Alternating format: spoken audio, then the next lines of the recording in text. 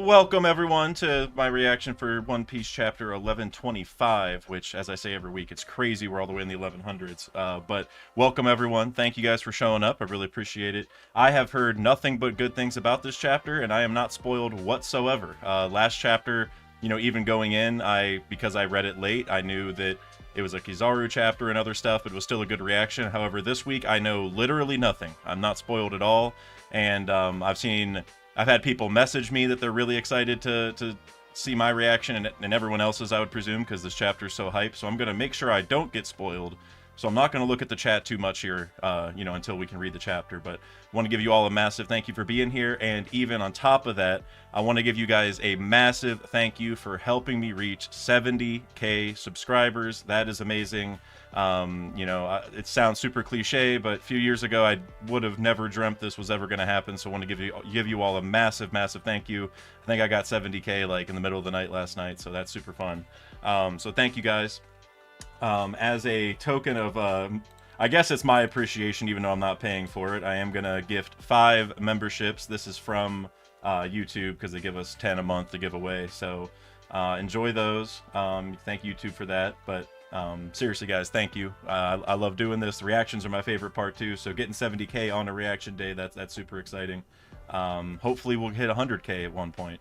Parvision hit it like a month ago. Chestnut Tanuki got it recently. JD Legend got it a couple months ago, so hopefully 100K's coming sometime soon. Want to get to a couple of the donations real quick. Actually, first thing I want to do is actually get some music going in my ear. I think you guys can hear the lo-fi, but I got nothing. So, okay. Cool. I got some music now, too. That makes everything way better. All I could hear was my own voice and the sound of my dog chewing his toy back there. Alright. Kush Daddy, my guy with the $5 we were just talking over in the Discord. Your weekly music question. You said Toby Keith or Tim McGraw. Popped in to ask my weekly question, now back to headbagging at Prague Power Festival. Well, thank you for stopping in, my guy. I know you said you were busy, but even the fact you got a little message in there that you'll probably come back and see on the VOD or something, I really appreciate it. I actually saw your question, and I'm not gonna lie, my first response was neither, because I don't listen to either of them or particularly like either of them, but I will say I have to go Toby Keith, because my mom was a massive Toby Keith fan when I was growing up. She probably still is, for all I know. I haven't really asked her. But it was like the one musician I knew that she liked. So we're gonna go Toby Keith. We're gonna support mom today. Lonely Mage, member for 21 months, one of the OGs. One Piece back again, and a doozy this week. I cannot wait to read it, man. Like I said, I've heard from multiple people that this one was amazing. And I'm not gonna lie, I did see the title already, and it says "What Constitutes Death," which, as a massive Brook fan, and Vegapunk fan, I'm ready for this. It's probably more about Vegapunk, I presume, but as a Brook fan, I'm ready to see what I can glean from this about my boy. And FYI, I did want to give you guys a little bit of info.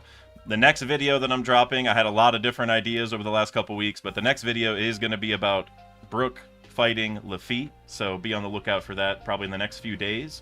It's obviously a Blackbeard matchup video, which I'm almost done with, but there's some spicy stuff in there, and maybe this chapter will make it even better, but that is going to be the next video, so...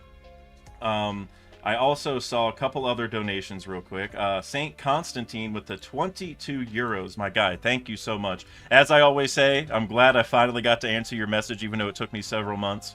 But thank you for stopping back in, for real. You said, just here showing some love, enjoy the chapter. Bro, that means a lot, for real. Thank you.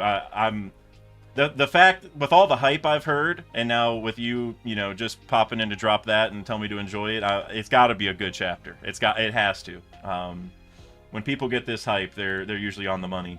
And I see that we're almost at 200 watching already, which that's a lot for this soon into the stream. So we're gonna get right to it here as soon as I get through these chats, for sure. But thank you again, Saint Constantine, and then Mr. Bushido with the 2 euros. Best vegetable and no carrot vote. That was on purpose. I knew that if I put carrot on there, the poll would get very skewed, because everyone loves carrot from Syrup Village, right? there's no other important carrots in the story that we have to worry about. But about that poll for the best vegetable, I do want to say I'm very glad that potatoes are all the way at 58%. Potatoes are the definite answer here in my mind. Now, I will say peppers at 6%. I get that they may not be the best overall, but hey, I need my jalapenos and whatnot, my chilies, whatever, in my dishes. So peppers are kind of right there. Like potatoes and peppers together, and onions, and even corn. You can mix all four of those, honestly. But potatoes are definitely number one. So I'm glad to see that. I saw a lot of onion love in the chat. Look, onions are very versatile, but if you cut them, you cry. And so they lose, just for that. I remember when I was at Chipotle learning to dice the onions. Multiple days of just tears everywhere. And then eventually I got good at it, and they had me do it every day because they didn't want anyone else to suffer, so it was just me. So onions, they taste good, but they're annoying. Chef D Rasta with the $2. Appreciate you, my man. Congrats on 70K. Like the stream. Thank you, bro. Thank you. Seriously. Yeah, seeing the 7 there is awesome. I'm not gonna lie. I mean, I liked being at 69K too. That's a nice number. No problem with that. But the 70K, that's a big milestone. And actually, if I go at the same rate of growth that I've been going, then I will hit 100K almost like a year exactly from today. But hopefully we can speed that up a little bit and get it a little bit sooner. That's the goal. But all I got to do, I guess, is push out some more good content for you guys. So that's what we're gonna do. And then Lonely Mage gifting 5 memberships on top of the membership celebration message from earlier. Thank you, Lonely Mage, and welcome Ain't Me, Alex, Chris Hendrickson, and Killer Comedy, and Denden Kushi to the Afro Gang. Many people who have already been there before, but thank you, Lonely Mage, as always. And St. Constantine with the 5 gifted memberships. Man, seriously, guys, the generosity, it's just thank you. That's all I gotta say. Kagar, Sinduha, Rayo, Barnacle. Oh wait, no, not Barnacle Boy. Although you are in the chat, Barnacle Boy. I love the name. Big SpongeBob fan. Sahar Dead, Grisso, Luke P. Everyone, welcome to the Afro Gang. There will be another One Piece TCG giveaway that I'll be posting about in a couple weeks. So if you all got a membership today and you live in the U.S. and Canada, you will be able to sign up for the giveaway whenever I post about it. So keep an eye on the community tab for that. All right, taking me a minute to get through these, but we will do it. We will get through these quick and get to the chapter, because I know you guys wanna see the reaction, and I am like super ready to read this thing. So we're just gonna get through as fast as I can here. Mr. Bushido with the €2. Potatoes are not veg. I'm Irish. I know. Seriously. Hey, look, Bushido.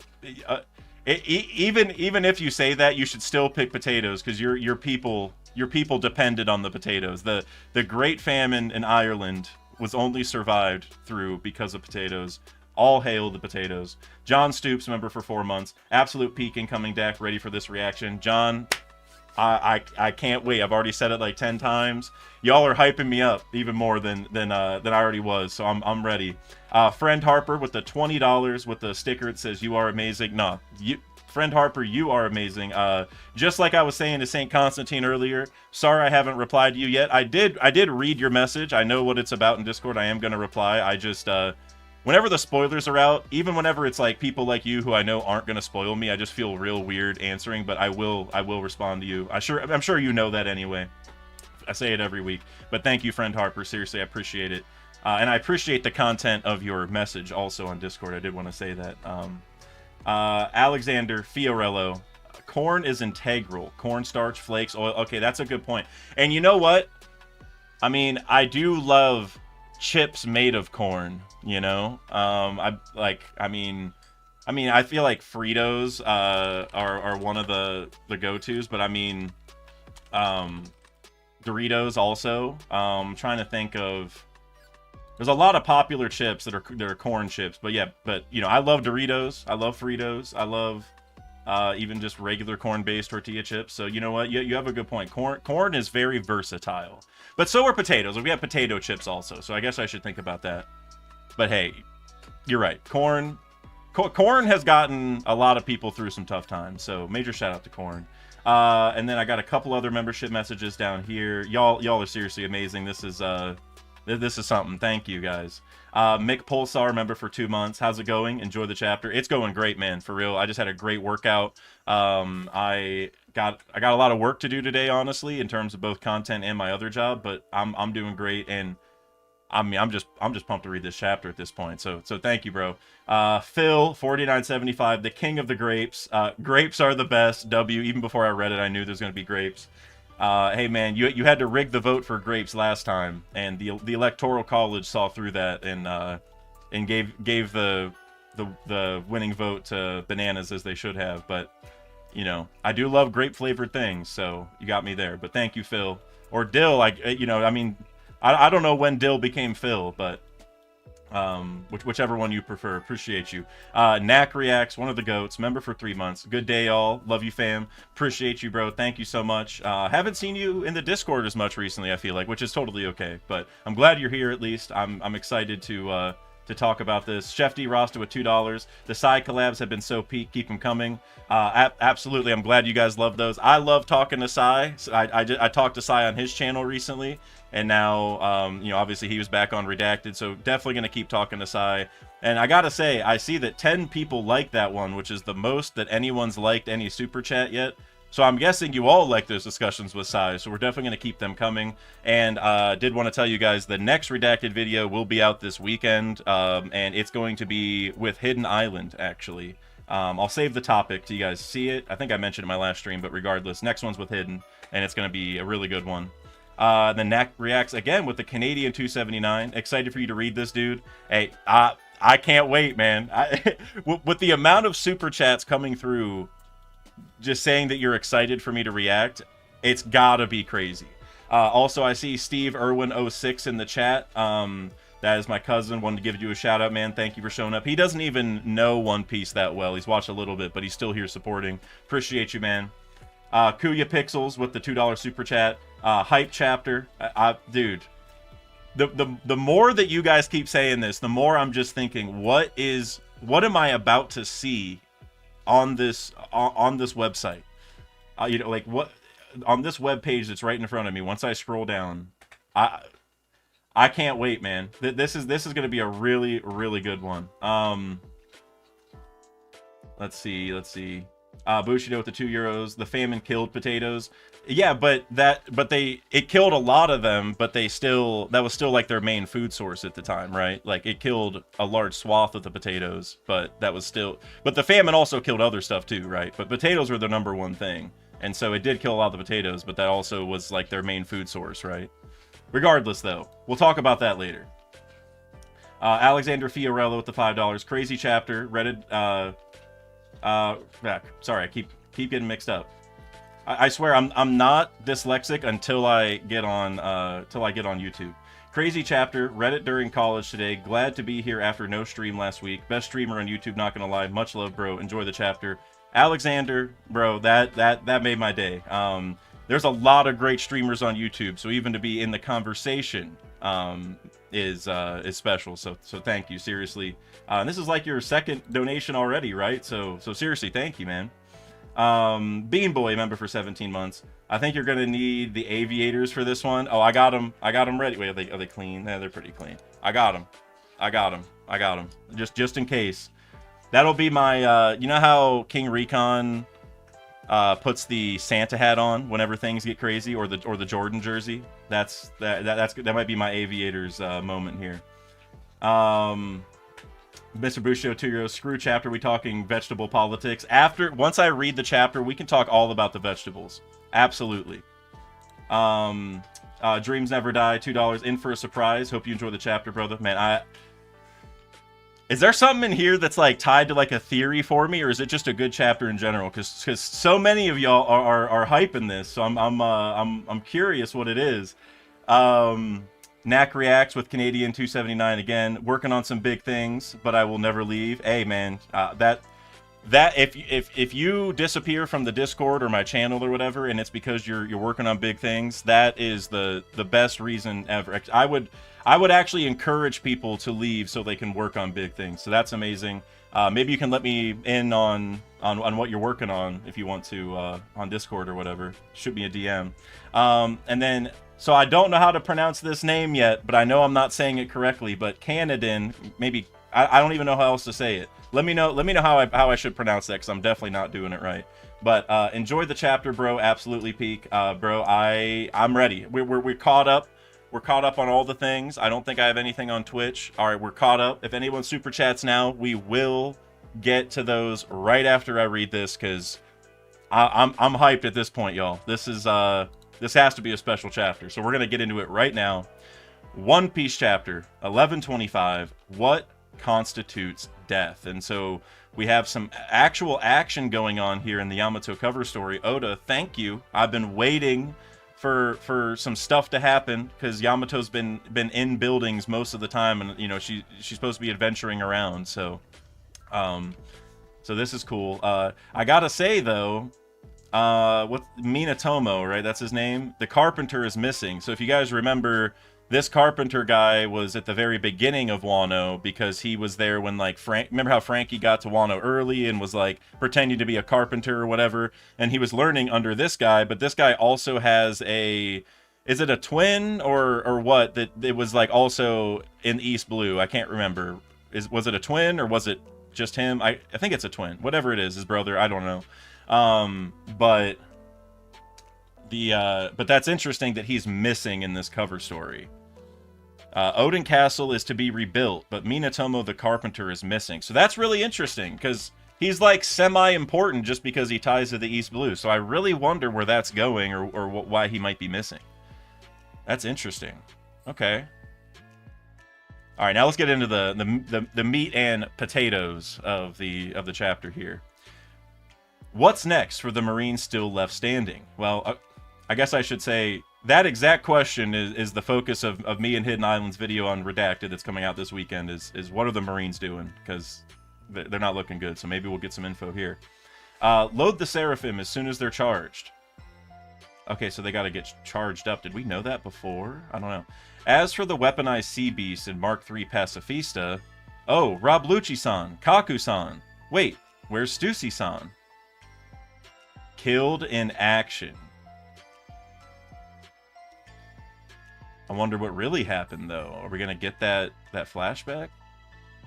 We obtained everything we set out for. With York, Punk Records, and the power station in hand, we have secured access to the eternal Mother Flame. That result would have been more than adequate, but we had one critical hiccup.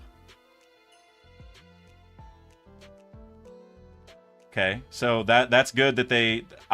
I'm just glad they got this so that they're menacing in the final saga. You know, if they had lost this and didn't have the Mother Flame anymore, that would have been not good. But let's see. We had one critical hiccup. We're terribly sorry, sir. It's a disgrace that we failed to capture Jewelry Bonnie and the Straw Hat crew.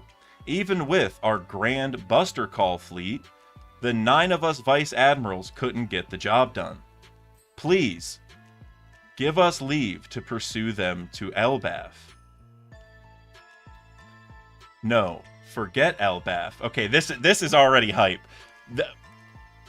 Saturn has looked cooler in this chapter than he did the last like 20. You know, I love whenever he's just sitting there with the cane in his hand behind the desk. No, forget Elbaf. The failure to which I refer is far more dire. So the failure isn't the Straw Hats. Allowing Vegapunk's message to play was an unexpected disaster. Not to mention that Iron Giant surfacing to aid in the pirates' escape. It's ironic, really. Roughly 200 years ago. But St. Saturn, we've already received orders to scrap it. I will take responsibility should this be uncovered. Now, do as I bid and study it thoroughly. Really, this is the future. I am certain it will ultimately prove to be a great asset to our military might. Okay, so, because remember, it was said that the way Vegapunk phrased it was like the robot was protected by the scientists for research, right? And so seeing that Saturn actually wanted them to keep it and research it, that's an interesting twist here. Okay. Shout out to the 300 people here, by the way. Like the stream, if you guys would not mind. Thank you for the opportunity. It would have been a shame to junk such an exciting specimen. Do any of these scientists look like they might be related to somebody that we know? Not sure. It remained dormant for 200 years, and yet it clearly moved to protect Straw Hat Luffy.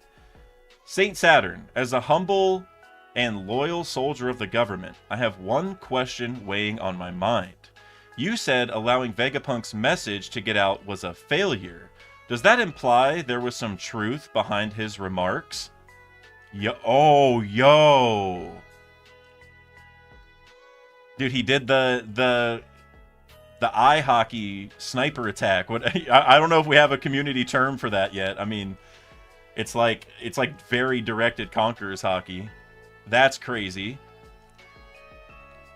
And you know, this guy, I can't remember his name off the top of my head. I'm sure you guys know in the chat, but this Vice Admiral that he's talking to, he was also the one that was talking to Saturn when Saturn said something like, it was like right when they first got to Egghead, and that guy was like, he was sort of questioning Saturn when Saturn was like, you know, humans are an insect. We can, you know, they'll always multiply if needed or whatever. And that guy was kind of shook because he's like, okay, that seems kind of evil. And now he's sort of, you know, so I like this guy. I like him. Doberman. That's it. It's Doberman. It's right there. I should have just read the next panel.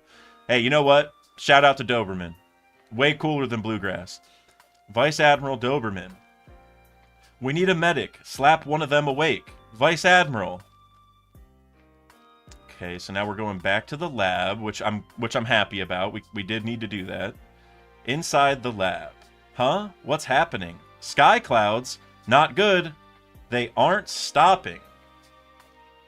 Why is the cloud factory going haywire? It must be Edison, that damn fool. He couldn't just roll over and die in the Fabrio stratum, could he? Heh, bingo. Edison, my favorite satellite, not even close. Edison is the by far my favorite one. He's number 1, 2, 3, 4, and 5 on the list, and the rest are tied at 6. I love Edison. No disrespect to Shaka. I know people like Lilith, but Edison stocks are way up. Love Edison. I'm glad he's not dead. That's hype. Now, but what's he doing with the clouds here? Is he just trying to lift up Punk Records so it's like hard for them to hold on to, so it starts flying away?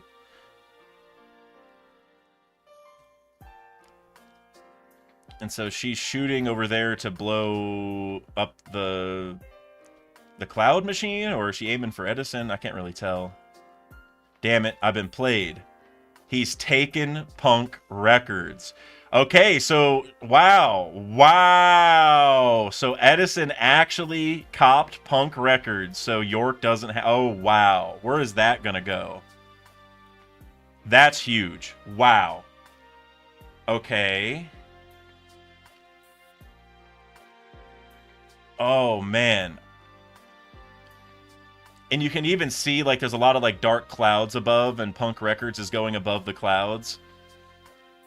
Look, I brought this up a couple years ago, and maybe we're gonna hear about this chapter, and maybe I'm gonna get proven wrong very quickly. But Punk Records going up into the sky like that above the clouds makes me think back to Lelucia, in terms of like, we have a giant egg on a cloud here with a power source or whatever. It's going up above. Is that what went above Lelucia? Right? Was it a similar situation, like a egg on a cloud, which was my first ever guess, but I guess we'll see. The Holy Land of Marijois. What'd you mean? That dimwit Vegapunk can't be telling the truth. What is Akainu doing? Great question. I'm wondering the same thing. He still hasn't done anything about Kuma's escape. He hasn't done anything about anything. Besides, the world sinking doesn't affect us. Leave it to this celestial dragon piece of trash to think that way. Like, oh, the world's flooding, but it doesn't affect me, so I'm good. What's with these scraps? You buffoon of a chef. I ordered beef. Why did you serve me fish? I'm so terribly sorry, your worship. Our stocks have dwindled. This is unheard of. So he just shoots the guy. Okay, we need to take these guys out. Somebody please. The food issue has gone too far. This guy just looks crazy. I not only missed a meal yesterday, I wasn't allowed any snacks. Unacceptable. Treated like a common street rat. Is there a famine? Where are the potatoes? Will we starve? We must sentence whoever's responsible to death. No, that's not enough. The negligent scum responsible should be tortured for their mismanagement. I love the insight into the Celestial Dragons here. Not that we really needed to know, you know, how bad they are, but I do love seeing it. This guy, the designs here are wild. Because this is the first we're seeing a lot of these guys, right? Some of these guys are crazy. The Room of Authority. Okay. Garling, what do you think you're doing here? Okay. Alright, Garling. New orders have been bestowed upon me. New orders? From whom? Okay. This is I can feel the tension building right now. New orders? From whom? What are you saying, Garling? Tread lightly. You forget yourself. He's taking off his glasses. The Vegapunk known as York shall henceforth be under my purview, as I was just named the new Defense Science Warrior God. No freaking way, dude. So, Saturn's getting replaced? Don't tell me. The world is heading for turmoil. An unprecedented level of rebellion is imminent. Let us work together to better the world, my fellow elders. 5 elder planets, Saint Figarlin Garling, Defense Science Warrior God.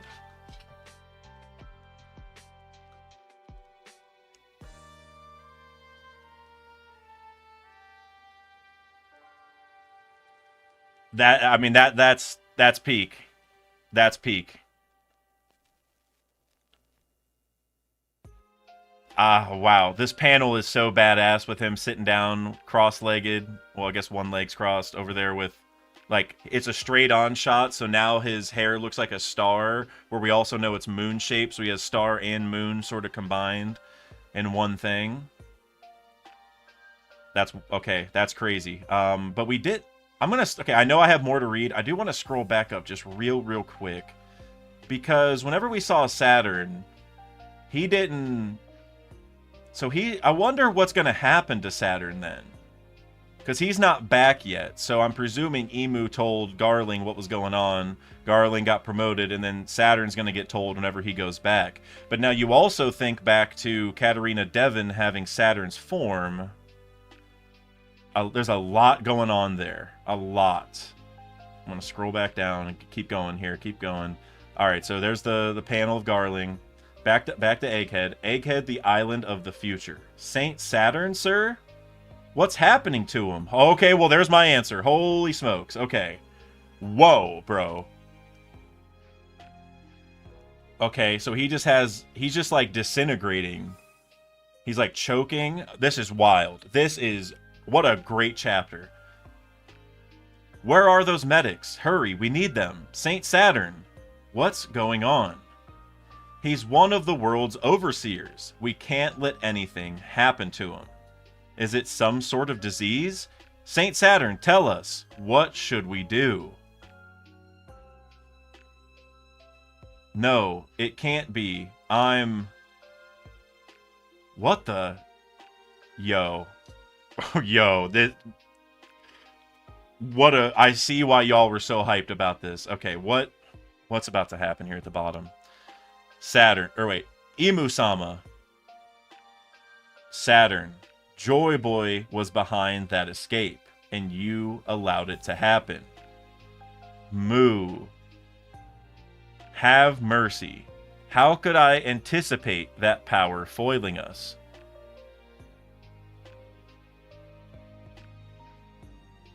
Emu saw, and then he's like he exploded.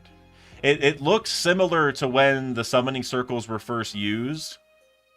Is there a circle? Yeah, it looks like there's almost a circle under him here, right? While this is happening to him. So it's almost like what happened before. It's just he's dying, okay?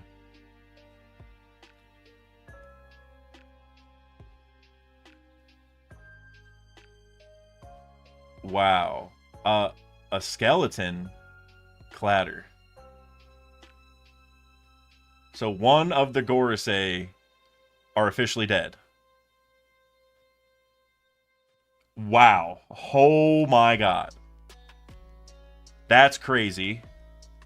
What a okay, I know we're not even done. This chapter seems so long, and I wait, hold on, wait, should I, you know what? I'm gonna do it. It's getting too crazy. Looks like we weren't able to move the Labostratum 2, and there is Shaka talking. That traitor York got in the way, and there's Atlas talking. I always get confused on what order to read things in here. I'm just gonna go top then bottom. The signal reaches across the globe, so she'll still be able to connect. That's good to know. So we got Pythagoras there. But that's better than handing her the whole thing on a silver platter, ain't it? And that's Edison. Love you, Edison. My favorite satellite. Until the day all of humanity can access our brain, we have to keep it safe. It'll probably be at least 500 years. I assume you used a roaming cloud?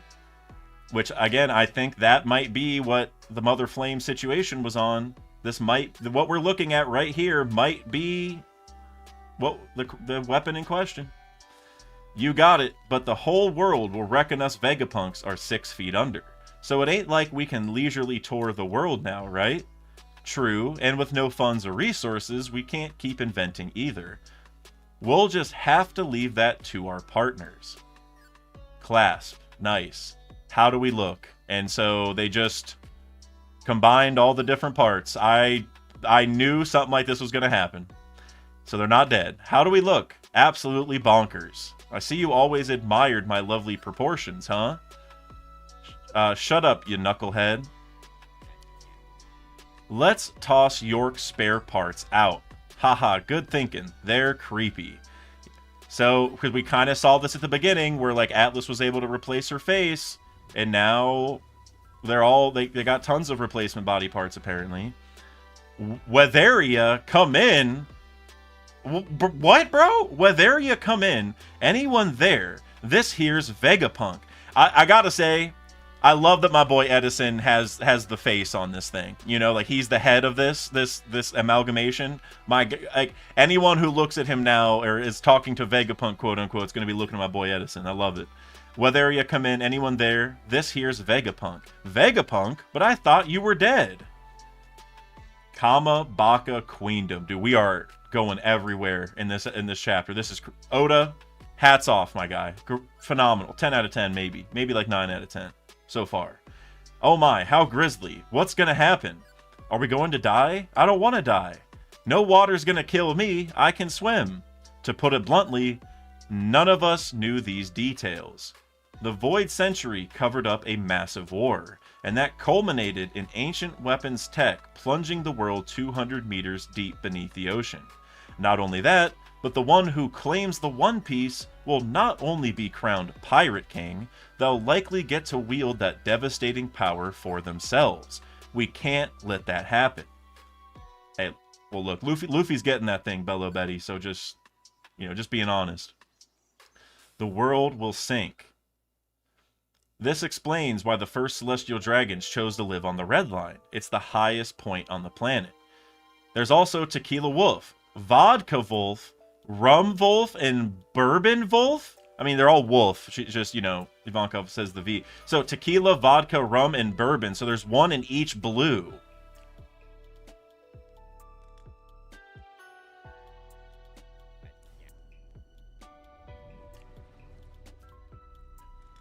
Is this why they spent the last 700 years forcing slaves to build all those gigantic structures? Also, you see Ivankov is having an afro memory moment here where like the memory is in Ivankov's afro. Love, probably the 100th time Oda's ever done that. All the pieces are falling into place. You took the words right out of my mouth. Mine too. Vegapunk, among those who heed your warning, many will act out of self-interest, not peace. We must hurry and achieve victory for our cause, before the people of the world kill each other to secure habitable land.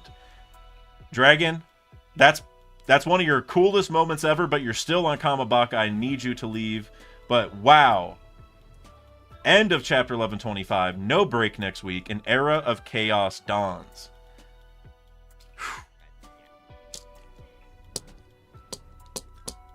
That was an experience, guys. That's what I was missing, and I didn't get spoiled at all. That's crazy. Okay, thank you guys for one thing, for not spoiling me.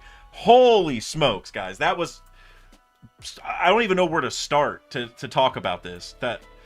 Love this line from Dragon. Seems like he's finally going to get into the action, which we need. We've been waiting for. It should have already happened. And I love the context in which he is, where he's bringing up the idea like, well, everyone's going to be fighting for land because the revolutionaries have been focused on resources since day one, right? Like, that's why they went and ruined the food storages in Marijois, right? Because they know that supply chain matters. That's why they were in Dressrosa, figuring out the liquor iron ore for those kind of weapons so they could mess up the weapons trade the government was involved in. And even whenever Sabo came back and was telling Dragon about Emu and what he saw at the Reverie, the thing they were talking about was destroying supply lines. And so coming back to it here by talking about habitable land, that is one of the most important resources in the world.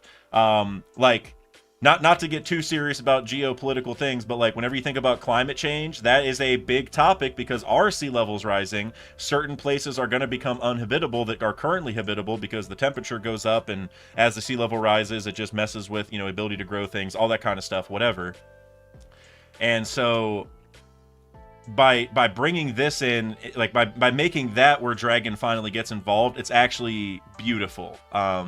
I am actually really excited that that's what Oda did, assuming this is when Dragon gets involved. Until he leaves, I'm not counting my chickens before they hatch. Dragon is Dragon. We know what he likes to do, which is nothing. But if this is the way that he gets involved, I love it. I want to hear all the theories about the Saturn stuff here, because I'll give a couple thoughts. I know there's a lot of super chats. We will be getting to those very shortly. But with the Saturn stuff, like I said, the circle, it looks like there's a circle under him, so it's almost like a reverse of what happened before. And so I'm just wondering, like, is this Emu like canceling the immortal youth surgery so he immediately died? Is that a possibility? Is this part of Emu's power, where Emu can actually do this to even other people, not just the Gorosei? There's a lot of questions there for me. I assume the reason, though, that Saturn, like obviously Saturn had a lot of issues, like just failing the mission in general, whatever, that's bad enough probably to get punished. But I think the reason that he's really in trouble is that he kept the robot, right? I don't know if Emu knows that or what, but the fact that he was the one who said keep the robot earlier to those scientists, and then the robot is what had the rope in it, and the rope ended up sending the Gorosei back and allowing all of that, and the snail was in the robot, that gets him in a lot of trouble, right? Like that kind of makes it Saturn's fault directly, because he even says here when he's dying, like, how could I anticipate that power foiling us? It's like, well, you should have got rid of the robot instead, right? That's wow. And so now we got Garling as one of the So now here's my next question for you guys, and maybe there might be a super chat or two about this. Not that I saw them, but I'm sure people are theorizing on this. You remember when Shanks pulled up to the Gorosei? Imagine if he did it now and Garling's there, and that is actually his dad, which it seems like it is. We don't know 100%, but we're pretty close to finding out, I would presume. Imagine Shanks walks in expecting the old 5 Gorosei and Garling's there. Like, imagine the drama that could unfold.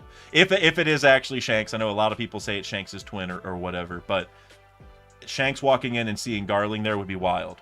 Guys, this is like a minimum 9 out of 10 chapter. 10 out of 10, like that's safe for Brook meeting Laboon, but this is 9. This is as close as you can get as perfect, especially lately, which, like, we don't have to get into this all now, but some of the recent chapters, 1122 was really, really good, or 23, I can't remember, but some of them have dragged on a little bit, or maybe been a little, not as crazy as some others, but this is the in-between arc chapters are always so good. and we're kind of still in Egghead a little bit because we even, you know, saw stuff happen at Egghead. So I also want to hear from you guys. Punk Records here, floating away. I seriously think this is a precursor to the weapon that was used on the Lucia. I seriously think, you know, that this is very, very close to it. Which, you know, I've been on the train that it's not going to be Uranus. It's going to be, you know, like an anti-Pluton, like a new ancient weapon, basically. But I will say that because this is an egg, and a lot of people say Roger's egg is Uranus or whatever. If that's how this works, that would be kind of cool. Just because the egg comparison, I like that. Or it could just be York made a explosive egg, like a big weather egg, like Nami has, and it had the mother flame. That was sort of my original idea. Whatever it is, yeah. So much to pull from this. We're gonna get to the super chats now because I'm sure you guys have hella ideas. Wow, phenomenal. If I missed any super chats, which, you know, I'm getting into them now, but if there's some that I did miss, or membership messages, mods, please let me know, because there's quite a few here, and I definitely want to get to all of them. I got all day to do this, so. All right, let's see. I read Canadans. Lol Sauce McGee, my guy with the $10, about 20 minutes ago. So I guess it took me about 20 minutes to react. That's pretty solid. He said, like the stream. Thank you, bro. Yes, guys, if you haven't liked the stream yet, please do. It seriously does wonders for the algorithm. I know you guys hear it all day from every YouTuber, but it really does help. So I would really appreciate it. Thank you, Lol Sauce. Trevor Verges, artist on the channel with the $5 super chat. Thank you, bro. From a comic artist standpoint, having Garling's straight-on shot hair separate him from the other Gorosei in the previous above panel is very clean. I'm going to go back and look at that real quick.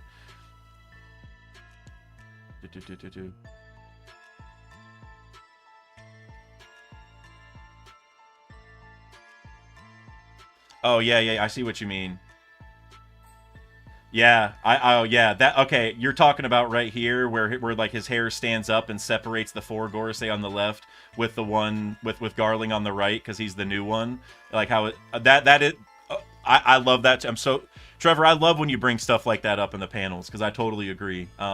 That's like the type of thing I might do in a thumbnail, not exactly this style, but that kind of symbolism to give you an immediate separation. I love that. Great call, Trevor. Vex with the 69 bits over on Twitch. Thank you, Vex. Spent over half the chapter on Egghead. Looks like I can cross something off my bingo card finally. Hey, bro. Hey, I count this as Egghead. Worst case scenario, it's post Egghead, which, you know how like Ennie's Lobby, like there's Water 7, there's Ennie's Lobby, and there's post Ennie's Lobby, and those are technically 3 different arcs in terms of like the wiki or the official breakdown or whatever, but it's still all sort of Ennie's Lobby, you know, saga stuff. At bare minimum, this is like Egghead saga still, so cross that off. I'll sign off on that. Cross that off. Chef D Rasta became a member. Thank you, bro, for joining the Afro Gang. Maybe this is just maybe this is just tinfoil hat, but Garling is sitting in the same position as a Kainu. Oh, when we get the 3 admirals sitting at Marineford. Think there's any connection? Shade's looking great. Hey, thank you, Chef.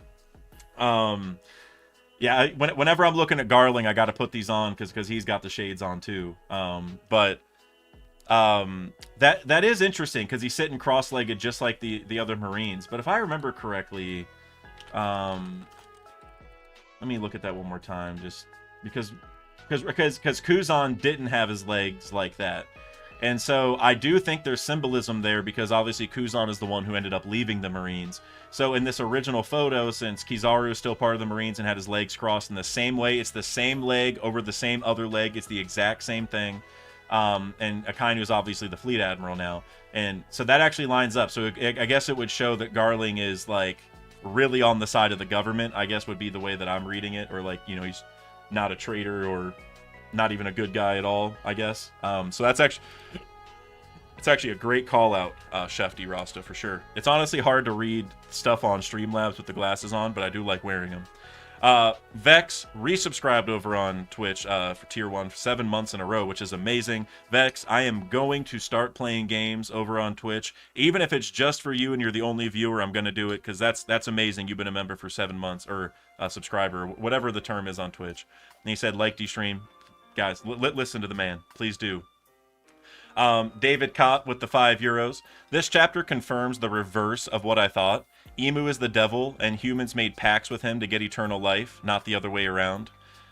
I mean, I don't know. I don't know. I don't think we know enough to make too many calls on that. Like, I mean, I can get the you know, like the devil angle because we already have the underworld stuff with Brooke with the circles, and obviously the Gorosei used it, so there's definitely an underworld tie-in there. But as far as, you know, Emu being the devil and these other people making pacts to get eternal life, it's just, it could be that Emu has some way, like, so here's the way I'm thinking of it.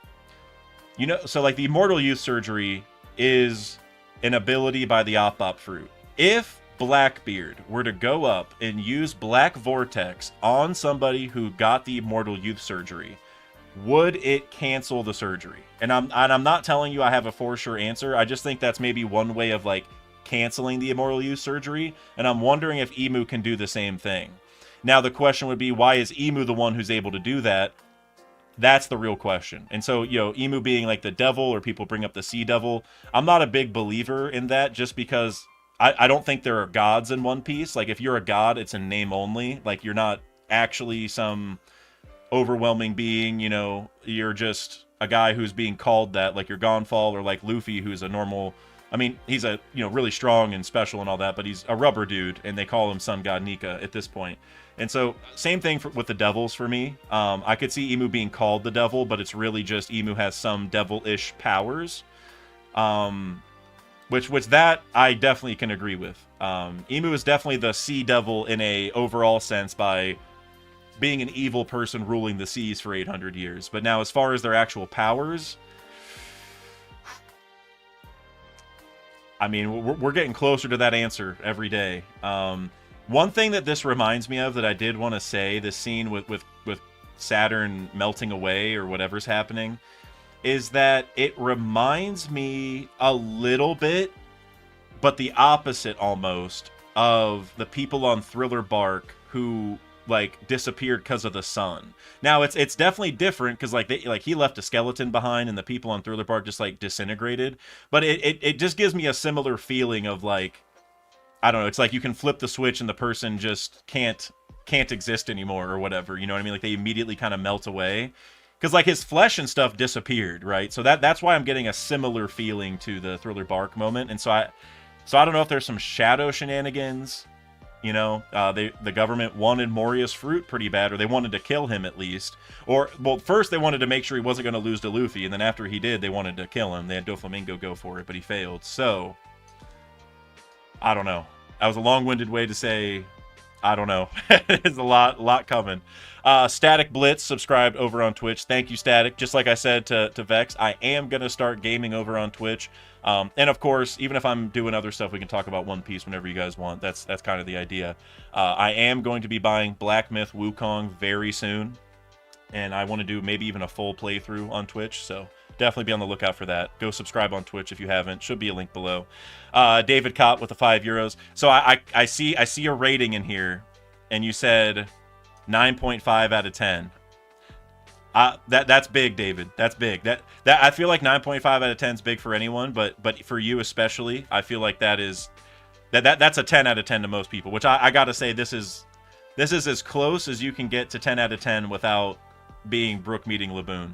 You said, so what's going to happen to Blackbeard's plan now? 9.5 out of 10. I overrated a bit because it feels like eating in a good restaurant after eating McDonald's for weeks.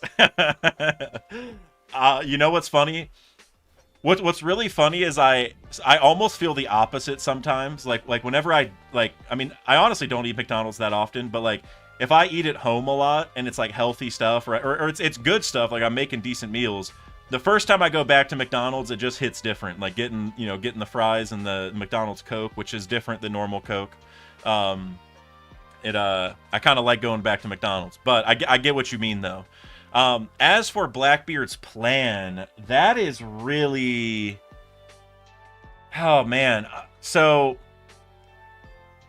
I think where this could be going, and it scares me to think of this, because so what I've been saying for a long time is that York is going to go to Blackbeard and build him stuff. But another way to accomplish that, a similar thing to that, is have Punk Records go to Blackbeard.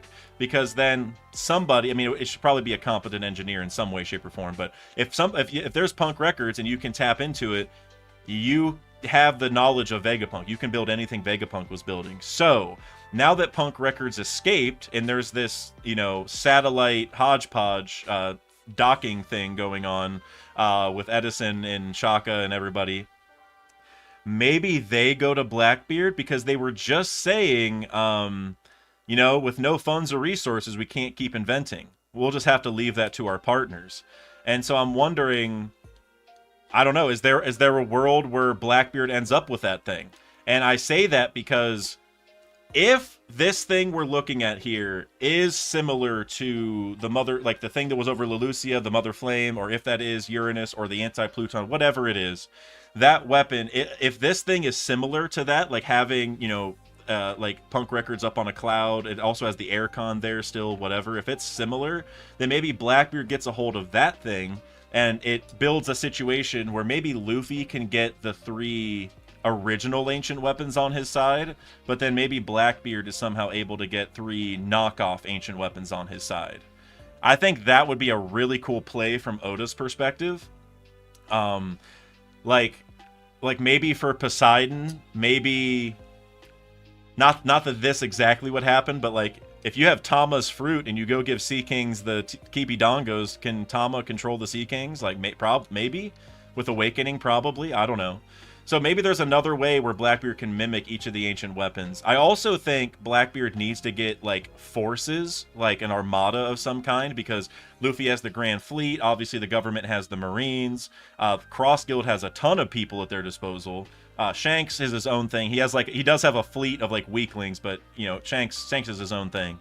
But everyone kind of has, like, an armada, and so I think Blackbeard needs to do that, which maybe making Seraphim would be the answer, and Punk Records could help with that, too. So I really hope this somehow ends up with Blackbeard, just because Teach is my guy, but I don't know. Oda threw a serious wrench into things with Punk Records floating away like this. It's hard for me to even think about all the possibilities now, that this thing is just floating away. Also, I just made this connection now. Whenever Edison calls Haradas and he says, "Wetheria, come in. Anyone there? This here's Vegapunk." They're going there, aren't they? They're going to Wetheria with Punk Records. That's where they're gonna put it, is Wetheria. Huh.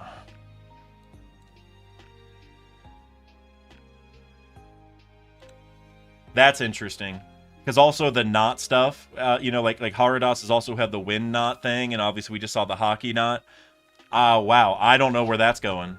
I also got to say that if Punk Records does go to Wetheria, Punk Records has the aircon, which can control the weather, and that builds a Nami connection even further there. I mean, it's called Wetheria. Weather's in the name. A lot of important stuff there. I'm going to keep reading the super chats, but there's so many theories we could take from this. It's crazy. Jam with the $2 super chat. Saturn reveals Emu's name to the Vice Admirals. Wow. Oh, I didn't even think about that. Jam, good call. I did not even think. Because he's saying it... Well, let me double check. So, let's see. So here he is screaming. He hasn't said Emu yet. No, it can't be. So these bubbles that are like circles with like, it almost looks like a sun with like rays coming out of it, right? I don't know if that's, I think that those are thought bubbles, or maybe like voice of all thing bubbles, if that makes sense. Like I think he's talking to Emu, not out loud. But then does he say it later? So so the only time he says it in those bubbles. So I think those are voice of all thing bubbles. So I don't know if the Vice Admirals heard him. But Well, he does say moo here. You're right. He says moo. So he did say moo. So they at least heard him say moo. And we don't even really get a reaction after that either. Like, we just have the one Vice Admiral here say a skeleton. And so that's incredibly interesting. You know, the one thing I feel bad about, though, I gotta say, is that my boy, was it Doberman? I already forget his name. I can't remember these Vice Admirals' names for the life of me. I've tried. Yeah, Doberman. So he was probably knocked out and didn't get to see Saturn get cooked, which makes me sad because if any of the Vice Admirals showed, it's probably him at this point. But regardless, good call out, Jam. Layrit with the $5 super chat, one of the goats. 2 thoughts. Saturn's skeleton reminded me of the end of Bink Sake.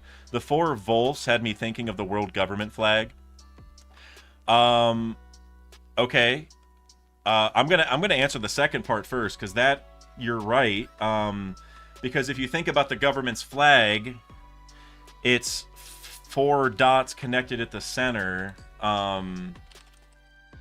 And I think a lot of people have thought, like, it's just, like, the 4 blues and, like, Marie-Joie at the center or whatever. But now that there's lines connecting each of them, and we can presume, although we don't actually know for sure, I don't think, we can presume that each of these wolves are in each of the blues. It could be, like, the symbol is meant to say each of the blues are connected via the wolf thing over to Marie-Joie or to the center. So that way, even whenever the world floods, they can go visit each sea and, like, look around, I presume. That's a very good call. And then you said his skeleton reminded you of the end of Bink Sake. I assume you mean the lyrics, not like the anime whenever I don't know, whatever they show whenever they first play it. Is it the part where it says, doesn't matter who you are, someday you'll just be bones, never ending, ever wandering, our funny traveling tale? And it actually, that also reminds me of when Luffy said something similar to Kaido, right? Whenever he, like, went out of Gear 5th and then back into Gear 5th, he's like, whenever you die, you're nothing but bones. I can't remember exactly what he said, but something like that. Yeah, I love the symbolism, you know, with like having him go all the way to a skeleton to show like he's dead, even though we know that skeletons can live on, but with my boy Brook. But yeah, the symbolism's crazy. That Oda is on another level with this one. Lonely Mage with the $10. Thank you so much, bro. Saturn's death reminds me of Indiana Jones in The Last Crusade. He chose poorly. I am uncultured and have not seen an Indiana Jones movie in a long time. Definitely not The Last Crusade, so I don't know the reference. But I can already envision it, because I wish I knew the full context of the movie, but like I was saying, the part where Saturn made the decision to keep the robot, that is, I hope Emu expands upon it more, but I don't think it's simply that Saturn failed. I think it's because if he didn't have, you can even see his reaction here. He's looking kind of stoic about it. Like maybe he knew he messed up. And it's like he did choose poorly, I guess is what I'm getting at. He definitely did. And it led to his death, because if he had just got rid of it, they'd probably be all good right now. So, wow. Let's see. John Stoops with the $2 super chat. If Garland got promoted, they need a new commander. Oh, right, Commander of the Gods Knights. I mean, I suppose you could do both. I feel like probably not. Also, Dill, or Phil, I suppose now. I do see the he chose poorly thing. You sent me a couple gifts, so Lonely Mage, now I totally get it. I'm seeing it in a series of gifts right now in Discord. That scene is very reminiscent. That's actually crazy. I didn't know that's what it looked like. That's actually crazy. It's very similar scene too. He's like melting away. That's crazy. Good call. But John Stoops, you're right. If they need a new commander, I guess you could do both. You could have double duty, but they probably won't do that. And so if Garling, so not only do they need a new commander in the Gods Knights, they probably need a new Gods Knight in general, right? Because if you go back to dragon like thinking about the God's Knights. He saw like 9 silhouettes in the back or whatever. So if Garland got promoted, they probably need to replace them. And I'm wondering, is this it? Not that I fully agree with it, but is this where the Shanks brother or twin or whatever it is story comes into play? Like, now that Garland got promoted to Gorosei, does Shanks's brother, twin, whatever the situation is, does he now become an actual God's Knight and get sent out to go fight somebody? A lot of things are moving right now. Bean Boy with the $10 super chat. Emu uses the ink fruit and changes the story of an individual, like Heaven's Door from is that JoJo's? Emu erased his immortality and wrote it into Garling. The ink fruit is interesting. I know Kev DOG has been pushing that a lot too. The thing for me is that it's very close to Conjuro's fruit, because he basically had that, but obviously this one would be at a more, I don't know what the right term is, like open-ended thing. It's not ink in terms of just drawing stuff on paper, but ink in terms of like changing reality. It could tie to like Miss Golden Week's paint or whatever, which, you know, had special properties. If it is something to do with ink or whatever, I hope that it's not an ink fruit. I hope it's not even a devil fruit at all. I hope it's like how Miss Golden Week had the different colors that did different things to people. I hope Emu's ink, like the black ink that Emu uses, just has its own set of properties or whatever. But now, as far as Garling getting the immortality, like moving it from one person to another, I'm not 100% sure, because you would think that we would see something happen to Garling, right? Like you would see some black stuff like flow into his body or something to show that he got immortality. So until we see that, I'm not sure if he is also immortal. But either way, I would love the symbolism of the ink fruit, just to kind of match, you know, Luffy being rubber or like an eraser, right? So, man, Oda, I love you, Oda. Knack reacts with the 279 Canadian. The bridges are built for the flood specifically. Yeah, yes, it seems like that's the case, but in my head, I'm thinking like, you wouldn't just build the bridge just to travel on it generally, right? Like you would maybe build like cities alongside of it, or are you using it to like make sure everyone drowned? Like what is the purpose of putting the bridge other than just having a place above the water? Like, is it supervision? What is it? I'm still not really sure on that. I don't know. It like what part of me thinks is like, if you were gonna flood the world, all the devil fruit users would drown, and so what if you brought fruits all along each of the wolves, and so that way whenever the devil fruit users died, you got all the devil fruits back for sure, right? Because they would go to the nearest fruit. So if you have it all over the bridges, because I would presume that it's not going to go to a fruit that's also submerged in water. I could be wrong on that, but like if the rule is that it's only going to go to fruits above the water, maybe that's the point of the bridge, so that you can have close points to all the drowning people so that you can get their fruits back. Like, I feel like there's got to be some twist to it, like some strategic element here other than just, you know, more land above the water. So I'm not too sure, but they definitely started being built for this moment, though. I agree with that. Dreams Never Die 95 with the $20 super chat. Thank you so much, bro. The emu theory you put out months back with broken pentagram really hitting now. True. I'm going to read the rest of it before I continue so everyone knows what he's talking about. But in second part, Haridas is from Burka, the same sky island as Uruj, and is named after a Viking port. Do you believe Burka will play a big role in Elbaf? So I'm going to answer the first part first, because I want to answer both of these a lot, but I'll go first one first.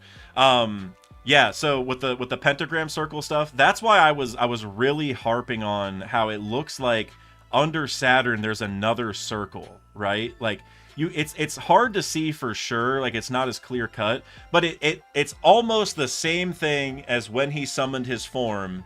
but the reverse now where he's dying. And so tying it back to like Brook in the underworld and all that stuff. So, the idea whenever he got summoned in Haratania during the time skip, they were like, we're summoning Satan himself from the underworld or whatever, and it was just Brook, who has ironically been to the underworld, so we know you can come back from it. And so tying to actually what Bean Boy was saying a little bit ago, I mean, it feels to me like Emu controls like the portal to the underworld, if that makes any sense. And I almost envision this like if so I mentioned earlier with Blackbeard using his black vortex on a immortal youth surgery person. If Blackbeard used black vortex on Brook, would he die? I'm not sure, but I feel like probably. It's hard to say, but I almost feel like, excuse me, the same thing is happening here, where Emu is almost like, maybe Saturn was only allowed to be in this world because of a summoning circle from before, because he actually died but was brought back to this plane like Brook was. And then maybe Emu just canceled it. Like, it's not even immortal youth surgery. It's just defying the laws of life and death like Brook did, right? Like, maybe Emu can let people do what Brook did all he wants, and he just canceled it. That might be even more easier for me to believe in the immortal youth thing, because the immortal youth surgery being tied to the Alpop fruit specifically, that's like really hard for me to wrap my head around a little bit. But if Emu can just cheat the system and do the Brook style of immortality to other people, that would be interesting. So, and in that video you're talking about, I brought up the idea, like, what if Emu is just a human that got controlled by the King of Hell at some point? Like, the actual King of Hell. And by King of Hell, I don't even mean a real devil. It could be, but it could just be like the most powerful person in the underworld, or maybe it was even a guy who went to the underworld on accident, right? Because he found some black magic that took him there. And so, there's a lot of different things there, but Emu having underworld ties seems very, very likely. And then you also brought up Haradas, who's from Burka, which is the same island as my main man, Yarouge. We're probably single-digit chapters away from seeing Yarouge, maybe like 15. We should be, at least, if we're sticking to how Oda usually does it. Like, we met Bonnie right at the start of Egghead. We met Law pretty early on into Punk Hazard. Like, whenever there's a big supernova meetup in an arc, it usually happens pretty quick. We met Hawkins at the very start of Wano, right? Oda always does that. So anyway, to answer your question, though, do I believe Burka will play a big role in Elbaf? 100%. I have a lot of thoughts, but just to give you the nitty-gritty, I think that... So, we know that Enel destroyed Burka 8 years ago now, and Yarouge is from Burka. We also know that Yarouge frowned upon seeing Raijin Island, which had all the lightning strikes, so it builds an idea where Yarouge probably doesn't like Enel because Enel destroyed his homeland. And with Elbaf very, very likely having a lot of sky connections, probably the summit to High West, just the fact that Yarouge is the last one being saved for Elbaf kind of tells us right there's going to be some kind of sky connection there. There's some other things I can't think of off the top of my head. I mean, Uranus is the last ancient weapon we have to find. Elbaf is like our last major individual story arc, probably. Like, we're gonna learn about the people of the island and their culture and all that. So I think Uranus is going to be there. So there's a lot of sky stuff floating around. No pun intended, for Elbaf. So I do think Burka is going to be huge for Elbaf, because Enel and Yarouge will maybe talk about that history, maybe even hash it out and work together a little bit, which sounds crazy, but, if the Mad Monk worships Sun God Nika, which wouldn't surprise me, and Enel comes back and understands he's not going to beat Luffy, maybe there's a world where they team up or something, but yeah, I firmly believe Burka is going to be a big deal. Kuya with the $5 super chat. By the way, I see I'm pretty behind on the supers. I'm going to get to all of them. Nobody worry. Unless my power goes out, which hopefully won't happen. But Kuya Pixels with the $5. Screw it. 10 out of 10 chapter for me. Burn in Hell, Lay, Larcia, Lattern. Garling just boosted the Gorosei. Agreed. Emu is her, and Lopman is now the number 3 of the group. Lopman is still the number 5 of the group. I was saying last week that I got Mars way up here for me. Mars is so far above, and then I got Peter, and then I got Nushjuro, and I know people love Nushjuro. Like, he's okay. The top 3 are solid. Saturn and Topman are They just need to go. All right, so Saturn, he's gone. Thank God. Emu, finally, someone in the government's making a good decision. They got rid of Saturn. Thank God. But I agree with everything else for sure. Lay Larcia Lattern, see you later. We're good. We don't need to talk to you anymore. And Garling just made the Gorosei serious. Now I want to bounce an idea off you guys. Which actually, so Beam, I just saw your super chat. I guess I'll just mention it because I was literally about to say this and I saw your very recent one. You said, could Garling be a Katsura Otoko Moon Man yokai? I'm gonna Google that, but I want you guys to let me know. Do you have any theories on what zone form or whatever? You know, it's not technically a zone fruit, but whatever, or at least that we know of. What animal is Garling gonna be? That's what I want to know. Because I agree with Kuya that now I'm ready to take the Gorosei more seriously now that they actually got rid of a failure and improved it. But now I want to know what... Because, like, I'll put it this way. If Garling just gets the same form that Saturn had as the Gyuki, that's lame. I don't want that. So I looked up the Katsura Otoko yokai that you mentioned, Beam. Without reading too much into it, because I don't think I have time to read the whole breakdown, but it looks, I think that it doesn't look like an animal. I feel like all the Gorosei are going to be animals. It looks like a humanoid thing here. I feel like they're going to stick to animals predominantly. Although I gotta say, this one image I'm looking at, which maybe I'm wrong on, you know, I'm only looking at a couple images here, but I see like some cloud-looking humans or something like that, or dudes just sitting on the moon. The cloud guy that I see looks amazing. There's a couple of them. Looks like a cloud person. That's actually super duper cool. But I feel like it's gonna be a creature. And also, I know Saturn has the moon hair, but none of the other Gorosei's forms like tied that closely. At least I would. Well, I guess Topman has the long mustache and had the tusks, so I guess maybe think of it that way. Like, and also Saturn had the George Washington hair, and he had a bunch of arms because he was a spider. So I guess maybe there is a little bit of symbolism. So what would a big moon curved hairstyle look like? I see some people saying werewolf. Yeah, werewolf would be great. That makes a lot of sense. Werewolf, but I guess my only maybe pushback a little bit on that would be that Jabra is a wolf and he's in CP0, and that's like, you know, very, very adjacent. Like we didn't have anything close to like a leopard or a giraffe, you know, for Lucci and Kaku, and Jabra is like the next one in command. So that's maybe my little bit of pushback on that one. But I do think a werewolf would be cool. I think it would be really cool too, if maybe to make it more based... Actually, no, y'all. It's gotta be Fenrir, right? It's gotta be. Because it's just... It's a Norse wolf, right? Or whatever. But if Garling is related to Shanks, and Shanks is tied to the Giants and all this Norse stuff, it should be a Norse mythology thing. Because we've already seen that the Gorosei use a variety of different mythologies, right? There's like 3, I think, Japanese yokai, and then I think it was Topman's as a Chinese one, and then Peter's just like a sandworm, which is like a newer, like, I don't know if it's American or just more contemporary, whatever, but I think Fenrir would make the most sense.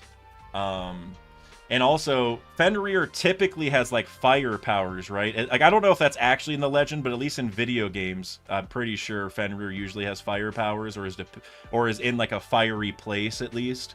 And you think about Shanks having a fire sword, right? So, the Norse mythos, the fire part. Also, wait. And also, isn't Shanks based off of Tyr from Norse mythology, who lost his arm to Fenrir? Isn't that the story? I'm pretty sure. I'm trying. It's been a long while since I looked up my Norse mythology, but I'm pretty sure that's it. That Shanks is like Tyr. Tyr lost his arm to Fenrir, and so by having Garling have Fenrir powers or whatever as a Gorosei member, it's all sort of lines up. Actually, I don't know if I'm going to do a whole video on that, but I'm sold on that Fenrir, because you guys said the werewolf. We came up with the theory right here, guys. It was 50-50. That was fire. All right, I'm gonna get back to the super chats that I'm behind on, just because I gotta get caught up. I see them keep coming in. Thank you guys for everyone for your generosity. Seriously, I appreciate it. And today of all days, because this chapter was peak. So we're gonna keep getting through these. Time Lord with the 69 bits. They said I was a madman. The future is bright lights, golden arches. Are you going to McDonald's? And the big burgers everywhere. McDonald's has it all. I knew it. It's Mac tonight. When the world is in chaos, searching for the one McChicken, I will reign supreme tonight. Jokes aside, that was great, by the way. Jokes aside, I think Emu being Earth is now almost confirmed. The moon now orbits Earth, confirming that this is indeed a story about geocentrism versus heliocentrism. Luffy as the sun should be the center of the world, but the Earth is at the center. I love that. Kind of like I was saying earlier with like the Sea Devil stuff. Like if Emu is the Earth, I don't know if it would be Emu is like actually Mother Nature, like, because you know how Luffy is the sun god, but he's not actually the sun god. Like, he doesn't have sun powers. He has nothing to do with the actual sun. He's just a happy-go-lucky guy about liberating all that stuff. He brings the sun to people, or brings people to the sun by freeing them. That's like the symbolism. So for Emu being the Earth, I feel it's the same way, and I think the idea would be like the resources, right? I brought this up in my Void Century video, but I totally agree with you. I think we're definitely getting to the point to where Emu did what they did because the Earth was at risk, and the Earth is the most important thing to them or to everybody, because you need places to live. And obviously by flooding, it kind of shows that, like, if you flood the world, there's not a lot of places for people to live, so the population goes down, and Emu probably realized that. And even at the very end with Dragon saying, we must hurry and achieve victory for our cause before the people of the world kill each other to secure habitable land. Like that's tying into everything we're talking about. Like the world needs as much land as possible for people to live on, but there has to be kind of a harmony with the land, the people that live on it, the ocean, etc., even the sun. That's why there's the 4 gods, probably, because you need all 4 to make everything work. So I'm with you, Time Lord. Like, Emu is definitely the Earth, at least symbolically. Excuse me. Once we get to an hour in the stream, you guys know the hiccups start coming, or the burps. Klutzy Knight, thank you for following over on Twitch. Bean Boy again with the $2 super chat. Emu is just Harold and the Purple Crayon. I don't know. Wait, is that a new movie? I didn't even know this. Oh, it's playing at the theater near me. Oh wow, I'm watching the trailer right now. Yeah. So for those who don't know, from what I can tell just from the trailer, it looks like this Purple Crayon can let him make cartoons in real life, or like manipulate the world around him. Again, the only thing for me is that is so close to Conjuro, right? And I guess to even maybe give some evidence or maybe some pushback for it, you know, a lot of people look at the panel where Emu crosses off Lelucia with like a paintbrush and says like, oh, maybe, you know, Emu might have the map fruit. That's what a lot of people said. Or, you know, Emu might have a ink or whatever fruit, or painting fruit, whatever. And once Emu crossed that off, that deleted the island or whatever. But now that we know there's like the weapon and Mother Flame and all that stuff is involved, it makes it. And also we even heard a little bit of the reasoning where Emu's like the proximity and all that stuff. Like, so there's a little bit of evidence that it's not magic. It's, you know, it's just Emu's doing whatever. Now that's not necessarily to say that it's completely not true, but I don't know. Oda would just have to, because here's the thing: if you control shadows like Moria does, Moria can kind of do what we're talking about with shadows, right? Like, it's kind of like an ink fruit, because you can make the shadow bend to whatever shape you want. And so you're getting really close to what you're talking about without actually having the ink powers. So I don't know, man. Oda's doing a really good job of showing us a lot, but not giving everything away, if that makes sense. Like, it's really hard for us to easily tell what's going on here, even though we're seeing a ton of stuff happen. So I don't know. JR Writer 203 with the $5 super chat. Do you think the Holy Knights get dispatched soon? Yes. We need Garling to flex after showing how bothered Celestial Dragons are about low food supplies. JR, I 100% agree with you. So if you go and watch my redacted discussion with King Recon from about a month ago, we talked about a lot of end game stuff, like mainly just what each faction's going to be doing as we get closer to the end is pretty much the whole point of the discussion that we had.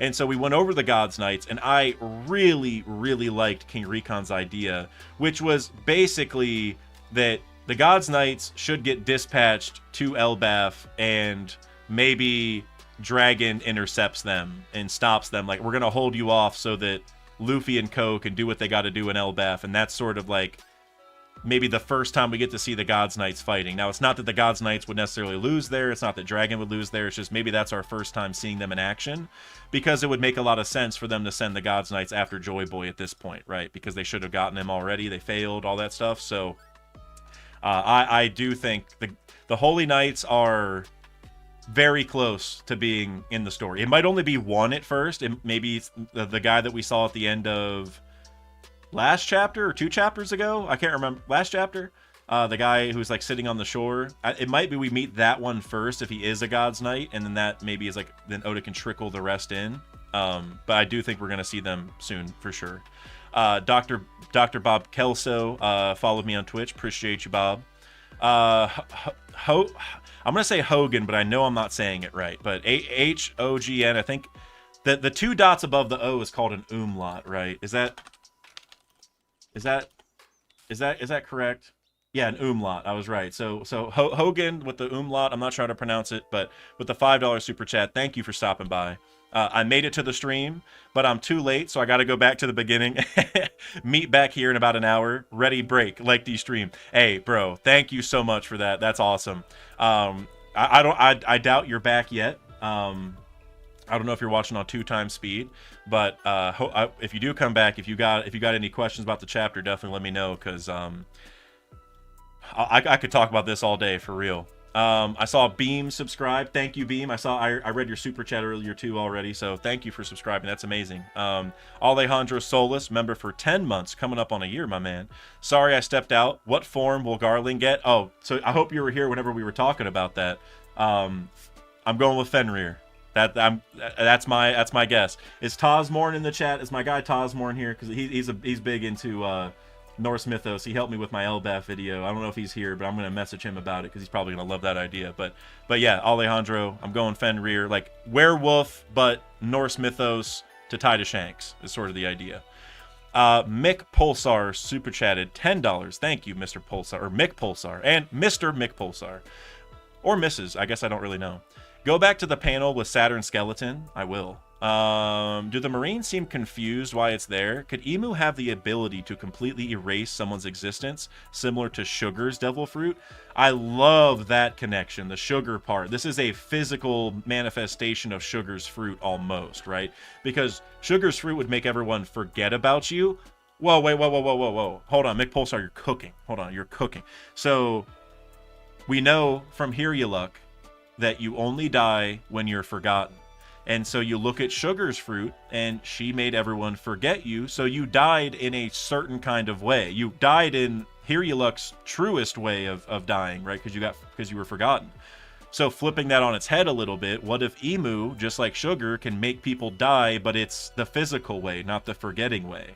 I actually love that whole idea, because Dressrosa has so many parallels to the end of the story, to the government and all that stuff, with Doflamingo being a celestial dragon, coming back to take his land, trying to wipe everyone out with the birdcage, which is maybe a Void Century parallel, all that kind of stuff.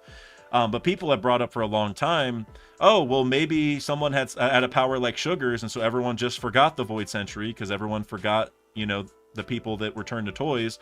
But if instead Oda did it a reverse way, where Emu can just kill people, so it's a different kind of death compared to forgetting, that would actually be fire. I actually love that. Now, I don't know what the powers would be exactly. Like I wouldn't want the devil fruit to just be like the death fruit, and you just get to snap your fingers if someone dies. Oda always grounds this into a more you know, like reasonable narrative driven thing. And so I would want to really see how that works. But I love that idea. Also, guys, I couldn't help but notice this. And now that I've seen it multiple times, I gotta bring it up. Do you guys see the smiley faces in the black stuff whenever Saturn's dying?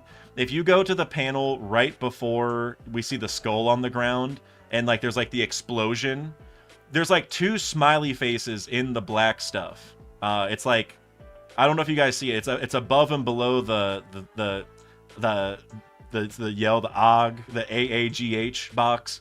There's a smiley face above and a smiley face below. I don't know if there's something to read into there, but I've seen them too many times. Those are definitely smiley faces. So I don't know what that has to do. It kind of reminds me of Sugar's Fruit a little bit too, because like, you know, people would be happy after she used her powers because they didn't know better, and I don't know if that has something to do with it, but the smiley faces are interesting because there's 2 of them. But yeah, Pulsar, you're cooking. Let's see. Beam, I read yours already, Beam. McPulsar again with the $2 super chat, and maybe that's why no one remembers the past. Well, it's crazy. I didn't even read that super chat, but I was already smelling what you're stepping in by talking about all the other sugar stuff. The forgetting. So the thing about the Void Century that I think maybe dispels the idea that everyone like had their memory wiped or whatever, is that the Tintada's memory, or the Tintada's history books, have a 100-year gap, just like there's blank pages. And so if you were to make somebody, you know, forget what happened over the last 100 years, the book would still say it. And now maybe somebody will say, well, maybe they just weren't writing in the book because there was too much going on. And I mean, yes, but I feel like if there's a exact 100-year gap, like you would probably write some stuff at the beginning and then eventually die out, but there's not even a mention of the Tintada dying, right? It's not like the Tintada said there's a 100-year gap and then all of a sudden, like if everyone got wiped out, there wouldn't even be Tintada to tell the story at that point, right? So there's a really weird situation with like how people remember the Void Century. Like, that's why in my first Void Century video, I brought up the idea, like, maybe Foxy's fruit was awakened. And I know that sounds so whacked to a lot of people, but that froze people in time or slowed their velocity so they couldn't move. Or it could be, like, maybe Toki's awakening could just, you know, pause time or something. I don't know. But, and I guess that wouldn't work because Toki got sent into the future from the Void Century. But regardless, I'm wondering... It's like, or maybe everyone was frozen, right? Something like that makes the most sense to me instead of like forgetting. But regardless, I still think you're cooking with the opposite of Sugar's Fruit thing here with somebody dying. Like that, to me, that's great because it's just the real form of death, or I shouldn't say the real one. They're both death, but you know what I mean. The more common form. The Blackman who laughs, bro. It has been a minute since I've seen you in the chat. So glad you're here. With the $5 super. I'm still on the train that Emu has the fear fruit and has thalassophobia, fear of deep water. The world flooding might not be intentional. The fear fruit is interesting because it reminds me a little bit of Perona's fruit, which like it's not necessarily fear, but it's like you have to be so negative to not be affected. Like you have to have a very specific personality type. I guess another way to read that is most people would be affected by it. And you can also think about Boa, because you have to be attracted to her, right? And so these Big Mom also, you have to fear her to have your soul taken. So I can actually kind of see something like that. Even if it's not a fear fruit, it could be a fruit that its power relies on fear or something like that. I like that a lot. Now, as for the thalassophobia part, I think that's interesting because Emu's up on the red line, so Emu's like as far away from the ocean as possible. So I think, and if Emu is like a sea devil, again, I don't think that's literal, but just if maybe that's going to be like Emu's moniker in the future or something, a sea devil, I think it would be pretty funny and pretty on brand for Oda to make Emu be scared of water if Emu is like the ruler of all the seas. So I kind of like that. Also, devil fruit users are weak in the ocean. And so if Emu is like the devil or sea devil or whatever, having Emu just be afraid of the ocean would also line up. Or maybe it's a situation where the only way Emu could die is drowning, and that's why Emu is scared of the water. Maybe that's another layer to it. So I actually like that a lot. But glad you're here, bro. It's been a minute. I saw a few people subscribe. Herbert and Surya Andre or Andrea. I'm butchering the name for sure, but thank you both for subscribing. Angel or Angel super chatted $2 and said, "Do you think we're going to see dragons soon?" Look, I'm the wrong person to ask about this because I'm always gonna say yes because I have the most dragon stocks of probably anybody. I've been what's it called? I've been averaging down my dragon stock price this entire time. I've been buying the dip. I'm diamond handing it like crazy right now. I'm basically Jozu. So I would say yes. But at the same time, we're talking about dragon and we're talking about Oda and you know, I mean, dragon's making a big statement here at the end, but he's still on Kamabaka. So I think we are going to see Dragon soon. I think he is going to set out and take on the Gods Knights so that the Gods Knights don't come to Elbaf. I mentioned that a little bit ago. Maybe you heard it. I'm not sure on the timing of things, but it's got to happen soon. It has to. There's no way it doesn't. Dragon, even though Dragon didn't show up in Egghead, he flirted around the arc so much. Like early on with Shaka calling him, we got the past with the Kuma flashback. Like he had even at the beginning, whenever Kuma was on Kamabaka and Dragon was talking to him, Dragon has his fingerprints all over Egghead. He just never showed up. So I think Oda is prepping us for Dragon time. And I still fully believe he has the Wind Fruit, 100%. Wind Logia fruit.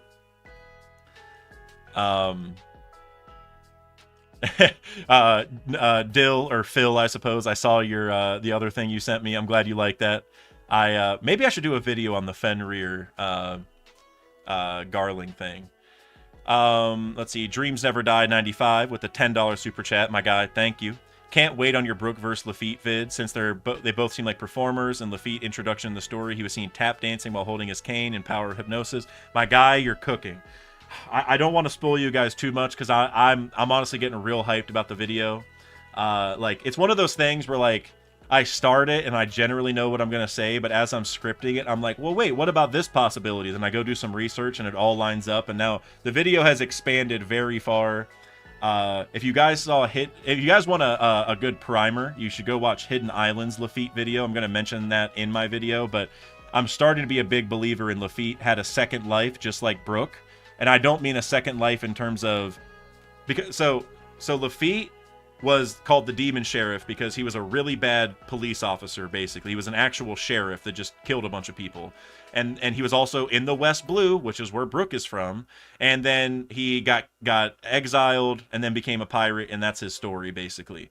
But I think there's some evidence that he may have had a second life. If you watch Hidden Islands video, you may know some of that evidence. But remember, Brook also had a literal second life, right? He came back from life. And I don't want to spoil you guys too much, but there's actually some strong evidence for it. But like you're saying, as far as their fight goes, they both are like entertainers, right? One's a musician, one's a tap dancer. They both use canes. They both wear dress clothes. They both wear top hats. Brook is obviously a skeleton, so he's like, you know, bony white. And then you look over at Lafitte, he is like a very pale white, like extremely pale, which maybe there's some kind of tie-in there too. He's also very, very skinny. He's also very, very tall. All the Blackbeard pirates they're like all like 11 feet tall. Brook's like 9 feet tall. Yeah, I don't even want to spoil it too much because I'm getting really hyped about that video. You guys should look forward to that. That fight is a lock for me now. I used to say Brook is going to fight Vasco, and I have changed my mind, and I'm glad I did before it happened because I'm sold. So you guys are going to like that. Growth Stonks with the $2 super chat, my guy. One of the literal OGs of the channel. Garling's son Shiv is the new leader of the Knights. Shiv, that's interesting. I feel like I've heard. Well, I guess Shiv because it starts with SH like Shanks. Is that part of it? I assume Shiv is probably some mythological thing or something. I like that more than what have people been saying? I can't remember. People have had a funny name for Shanks's twin, like Shanks or something like that. I like that more than Shanks or Well, there's another name I've been hearing that was really funny, but yeah, I would like a unique name for sure. Oh, Growth, you said Shiv is a shank. There you go. And Stabs, that's it. Stabs. Yeah, Stabs. No, if it's Stabs, no, no, thank you. Vasil Vlad Ivanovici with the £5 super chat. Thank you, bro. Again, love saying that name. I say the full name every time. Hogback's portrait of Sindri and Emu's portrait of Lily. I believe the woman on Emu's secret chamber is Lily, possessed by Emu's own shadow. So I can't remember if you were in the stream or not, but I've heard this general idea a lot, that like, oh, that portrait in the chamber is like because he loves her or is longing for her. Maybe that is Lily's body or whatever. Personally, I don't see that. I don't see Oda making a love story out of the biggest villain in the story. Now, that's not to say that Emu at some point couldn't have had the hots for Lily. I think like that would be fine. Like we've seen, like, I mean, Sanji's the prototypical example. We've seen lots of people get googly-eyed over, pretty girls throughout the story. It's not a surprise, so I could see that. But I would be very shocked if that was like Emu's main motivation was love in any way, shape or form. Because that was obviously Hogback's, right, with Sindri. And so, with the portrait parallel kind of maybe builds a similar idea. Personally, I wouldn't be surprised if we see all the other kings' portraits in that same room. Like, we see all the 20. It's just, because, like, if you look in that panel, like, that would be the last one. Like, I can't really pull it up now, but it could just be that one is, like, on the very end, and that's the very start of, like a ring of 20 photos or whatever. Because we haven't seen a whole lot of the flower room. But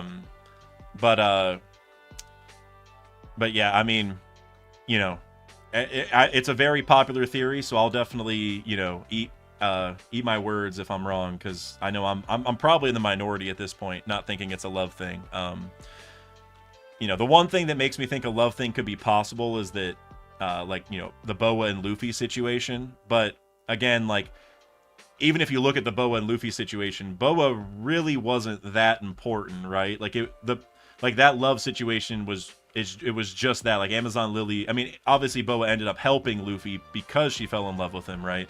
But regardless, like, it wasn't a massive plot thing. So for me, I'd be a little surprised, but like I said, I'll eat my words if I'm wrong, because I know everyone thinks that, or a lot of people do at least. Dreams Never Die Again with the $5 super chat. Skypiea mentioned 4 gods: Sun God Luffy, Rain God Dragon, Earth God Emu, Forest God. So if there are 4 gods, which, there doesn't have to be. I always want to mention that, because the only reason we do is because the Sun God has been named. But then again, even if you go back to the Skypiea situation, they do mention the 4 gods. But before that, Moose, the girl who was going to get sacrificed, she says specifically, like, I'm going to get to meet the Sun God today. And the reason I just say that is it builds extra emphasis on the Sun God in particular. Maybe we don't need the other ones, but I'm going to go ahead and say that there might be anyway. And my guess is, personally, so Sun God Luffy, obviously. I think Rain God would be Buggy. I think Earth God, either Blackbeard or Sengoku. And the reason that I say Sengoku is that it's for a similar reason to Blackbeard, because they both have shockwaves, right? Blackbeard has the Tremor fruit now, so earthquakes are very close to being the Earth God. But also, Sengoku has another mythical human fruit, which is like Luffy's, and he can also make shockwaves. So I could see that making sense.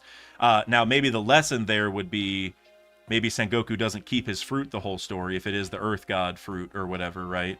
I mean, and he does have the Buddha fruit, which, like, is a god fruit in a way already. So, and then for Forest God, I still hope it's Chopper. And I know, if you guys don't know the theory, that probably sounds like the craziest thing in the world, but I hope it's Chopper, because, I mean, he's a reindeer. He was born in a forest. You think back to Dr. Hiryuluk, and the whole point of his connection to Hiryuluk, well, there's a lot of points, but one of the major points was the cherry blossom stuff, which is a type of tree. We heard that the cherry blossoms can cure any disease. Chopper's goal is to cure any disease. He wants to be a panacea. or find the panacea, whatever, or become it. And so I think for him to be the forest god, maybe like, or why he would be the forest god, maybe it's because he masters the forest in terms of, you know, curing people, which is kind of mastering the cherry blossom stuff, if that kind of makes sense. Here You Luck made cherry blossoms in a somewhat metaphorical way by turning the snow pink, but what if Chopper is able to actually make a cherry blossom forest at some point? And maybe that's how he heals people, is because he can make that happen, because he awakens his fruit and some crazy stuff happens. You know, I don't know, but that's my guess. Now, if I had to, you know, give some other ideas, you know, dragon being one of the gods does make sense. The rain god would make the most sense, because if he does have the wind fruit or a weather fruit, that just ties in right there. Even if it's the wind fruit, he can probably use the wind to make weather, because that's kind of what Nami does, right? She uses like hot air and cool air basically to do everything she does. You know, it's a little more high tech now, especially with Zeus, but that was the origin of the climate act. So I think the rain god dragon part does make sense. I think that Oda is, if Oda is going to do the 4 gods, he's going to pick 4 characters that are from this upcoming generation. I don't think he's going to pick people that belong to the past one. So that's why I said, like, if Sengoku's the Earth God, he might just die and then someone else gets his fruit, so someone else becomes the Earth God. But regardless, I think Oda is going to give that to new generation people. So, if Dragon is one, I don't think he will be for very long. And that would be really sad if Dragon died soon, because we're waiting for him. So I hope that doesn't happen. But let's see. Pedro, thank you for subscribing. Enzi over on Twitch, thank you for following. Dale and Relly, thank you for subscribing. Angel or Angel, I guess I don't know yet. I have known people with the name Angel and Angel from both genders that preferred it each different way, and I don't know which one's right, but I'm gonna go with Angel.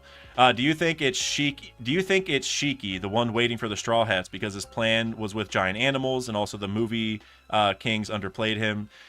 So I think Shiki is I guess I should say this. I think Shiki is definitely going to be an Elbaf at some point. I'm like 100% on that, to be honest with you. If Shiki doesn't come back in Elbaf, then he's never coming back. That's kind of where I'm at. We know that Elbaf has like giant creatures, and you know, Shiki had those giant creatures in Chapter 0, and you know, it all just lines up. Also, Shiki, we were talking earlier about the sky connections to Elbaf, whether that be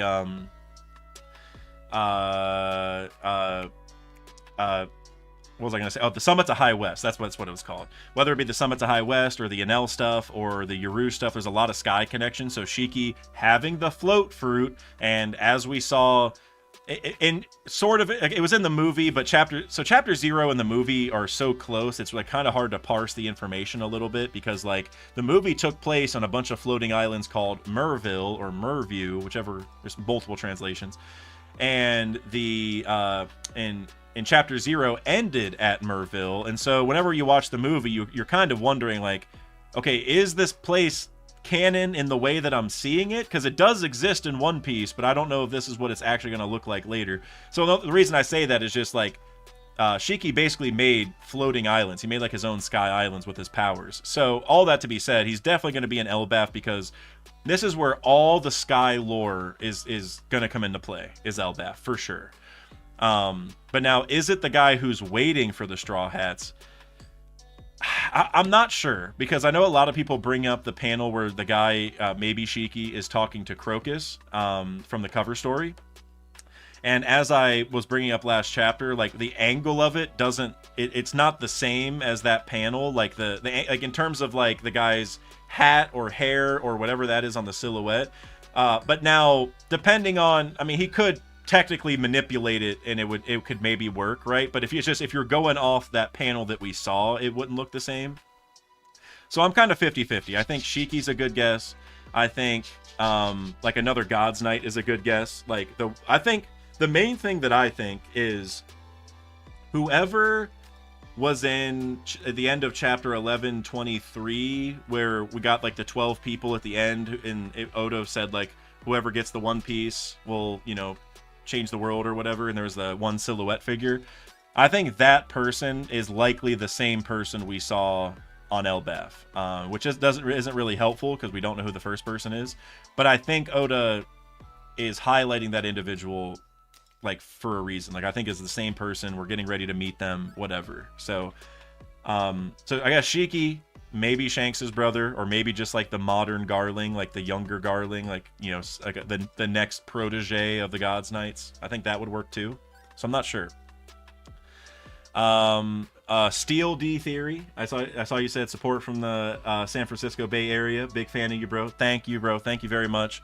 I really want to go visit the Bay at some point. I want to go to a Warriors game when the Cavs come to town. I'm trying to go watch my Cavaliers play at every away stadium in the NBA, and I'm only like 3 deep, but we're getting there. Going to the Knicks game in October. Go back to New York to go watch Cavs at Knicks, which will be fun. But gotta get over to the Bay Area eventually. Dreams Never Die with the $5 super chat. Sorry, Dak. Dragon Theory, Quetzalcoatl, Mythical over Wind Fruit. I'll be honest. I've watched a lot of videos saying that Dragon's gonna have a mythological Quetzalcoatl fruit or like Amaru, right? There's like I heard a bunch of different dragon theories over the years because his name is Dragon and all that stuff. But I'll be honest, none of them have really hit me that well. I think the wind fruit is a like guarantee. Like he's definitely gonna have wind powers. Now, could it be a zone? Sure, but I think a lot of them are kind of just, you know, it's like here's some mythos about a dragon, and if you read this mythos, it kind of sounds like what Dragon's doing, like maybe changing the world or whatever. And to me, I'm not a big mythology theorist most of the time. Like I lead with other stuff first and then come in with the mythos as like a cherry on top. And it feels like a lot of the theories I read about that start with the mythology element and then, you know, and try to reason it. So I'm going with wind fruit because the big thing for me that I think is the ultimate evidence, to be honest, not only have we seen wind near him multiple times, like obviously Logtown, but also whenever he saves Sabo and then he shows back up on their ship, the revolutionary ship, whenever they go to Shimotsuki Village, you see wind near his feet whenever he lands, which makes it seem like he was traveling with wind. And so that's good evidence. But for me, the ultimate thing is that we learned he was a Marine. And we know that the top level Marines, especially the admirals, get Logia fruits. And a wind Logia is probably one of the absolute strongest ones. And if Dragon is really this powerful and was a Marine at one point, it might make sense for him to get that one. We also know because of Aokiji that like they do get these fruits kind of early, and also Kizaru too. Like they get them kind of early, probably to master them. Maybe Logia Awakenings are really hard. And so I think Dragon got the Wind Logia from the government, realized what was wrong, took it, and now they're probably really mad because they're like, wow, dude, that's the strongest Logia out there. That's crazy. Now, maybe people will say Blackbeard's are stronger, which could be fair. But I think the wind would be insane. And so real quick, I see I have another super chat. I'm going to sit around chatting for a minute, but I just want to say, if I missed any donations or anything, please yell at me in the chat or mods message me on Discord or something. Because if somebody donates memberships, that doesn't show up on Streamlabs, and I may have missed that. And maybe also... I think there's another type of donation that doesn't show up on Streamlabs, but just somebody let me know, because there was a lot today, and thank you guys for your generosity. I want to make sure I read all of them. So please, someone yell at me if I'm missing some. But I think I got through all of them, except for Nick Ilvento, one of the GOATs. What will be Garling's first order of business? Sending the other Gods Knights, or maybe just one specifically, I'm not really sure, to Elbaf, in my mind. And honestly, to maybe give a little bit of reasoning beyond the obvious stuff, you know, chasing after Joy Boy, whatever. You know, you look back at the beginning of this chapter, and what was Saturn saying at the very, very start of the chapter? Forget Elbaf, right? Like the Vice Admirals are sitting there, and there's 9 of them, which might parallel the Gods Knights to a degree, to be honest with you, at least in this very specific regard. They're like, please let us go chase them to Elbaf. And Saturn's like, no, forget Elbaf. We have other more important things to tend to. And then he gets killed. Maybe that's because there's not more important things to tend to. The most important thing is to go to Elbaf. So I think that is his first order of business for sure. Now, I don't think he's going to go. It would. Well, now that I think about it, because I was thinking the Gorosei aren't going to go to Elbaf because Oda's just not going to... Oda's going to save them. Oda's not going to turn this into a Gorosei fest for the rest of the story, right? He's going to let the different factions play out and stuff. But since Garling is a new Gorosei member, that could change things. What if he chooses to go? He takes... Like, he's like, let me succeed where Saturn failed and go get Joy Boy or something. Which, if he did, I don't think he would get Joy Boy, but I think he would successfully kidnap Vivi. Because I do think Vivi's getting captured in Elbaf. Probably at the end of Elbaf, if I had to guess. And also, I don't know if you guys watched my video with Sai recently on Redacted. I think Vivi is definitely going to give herself up to the government. She's going to offer, like, yes, like, take me. I don't want the people here to get hurt or whatever. And then she's going to look at the Straw Hats and be like, hey, I'm going to go with them. You come save me. You bring the battle to Marijois. Don't let these innocent people on Elbaf get hurt. They've had enough war and all that. They're called Warland. I'm going to go with them. You come save me because I trust you or whatever. Like that, I think that would hit so hard because Vivi is like a political mastermind in terms of like keeping peace, right? You think back to Vivi as a child getting hit by Wapol, and she was like, oh, sorry I bumped into you, because it would have started a war if she would have like made a fuss of it. Or even when they get to Drum Island and Luffy's like giving the people of Drum Island a hard time right away, and Vivi's like, hey, you know, you got to learn how to be a leader. There's different times for you to act like that. Right now is not the time to be aggressive because we need help from them. Right, like you can't act that way. We like these need to become our friends, whatever. Right, that was like the idea. So so I really hope Vivi has a moment too where she's like, hey, Straw Hat, stop fighting, just stop. Like we're destroying everyone's homes. I'm gonna leave. I'm gonna go with them. You come save me. Destroy Marijois all you want. Blah blah blah. And then that gives Luffy the reason to go to Marijois and start a war. That's, to me, that makes the most sense. And then that goes into my Kobe video where maybe he can use Kobe as help to get into Marijois secretly or something like that. But I'm just gonna go to some random chats here for a little bit. Let's see. John Sherrod, just yell at Dak for any reason. He deserves it. Hey man, like look, you're lucky Topman's not the one who got replaced, man. He's next on the chopping block. You're lucky. You're real lucky. Let's see. Napokaz. I don't know if I'm saying your name right, but isn't Enel's Devil Fruit the best Logia? Well, I think Blackbeard said that his was the most powerful, the Darkness Fruit. I mean, Enel's does seem really powerful, but then whenever you factor in Luffy, and honestly, people who have hockey and stuff, I feel like it's not that good. I mean, it's really good, but just it's not like unbeatable. I mean, none of them are, but like Blackbeard's has like, you know, the Black Vortex, which is like a cheat code. But if you have the Wind Fruit, like I was saying, with the Climb Attack, you can make all sorts of weather from that. All you need is the wind, right? Because like if you have hot air and cold air and you layer them over each other, or you change the pressure that they're in and all that kind of stuff, like that's how our climate works, and that's how everything, you know, we get weather is just wind patterns moving things around, right? With different pressures and temperatures. So if you have the Wind Fruit, you kind of have the Weather Fruit inherently. And so talking about Enel's fruit that is a lightning fruit, well, Dragon can just bring lightning down also. Like, he's not made of lightning, so it's not the same, but he also has that at his disposal. He can probably make it rain. I mean, wind itself is really powerful and messes people up. I mean, as far as what the strongest one is, I feel like there's always going to be a debate, even for the other fruits. But I do think the Wind Fruit would be devastating, for sure. For sure.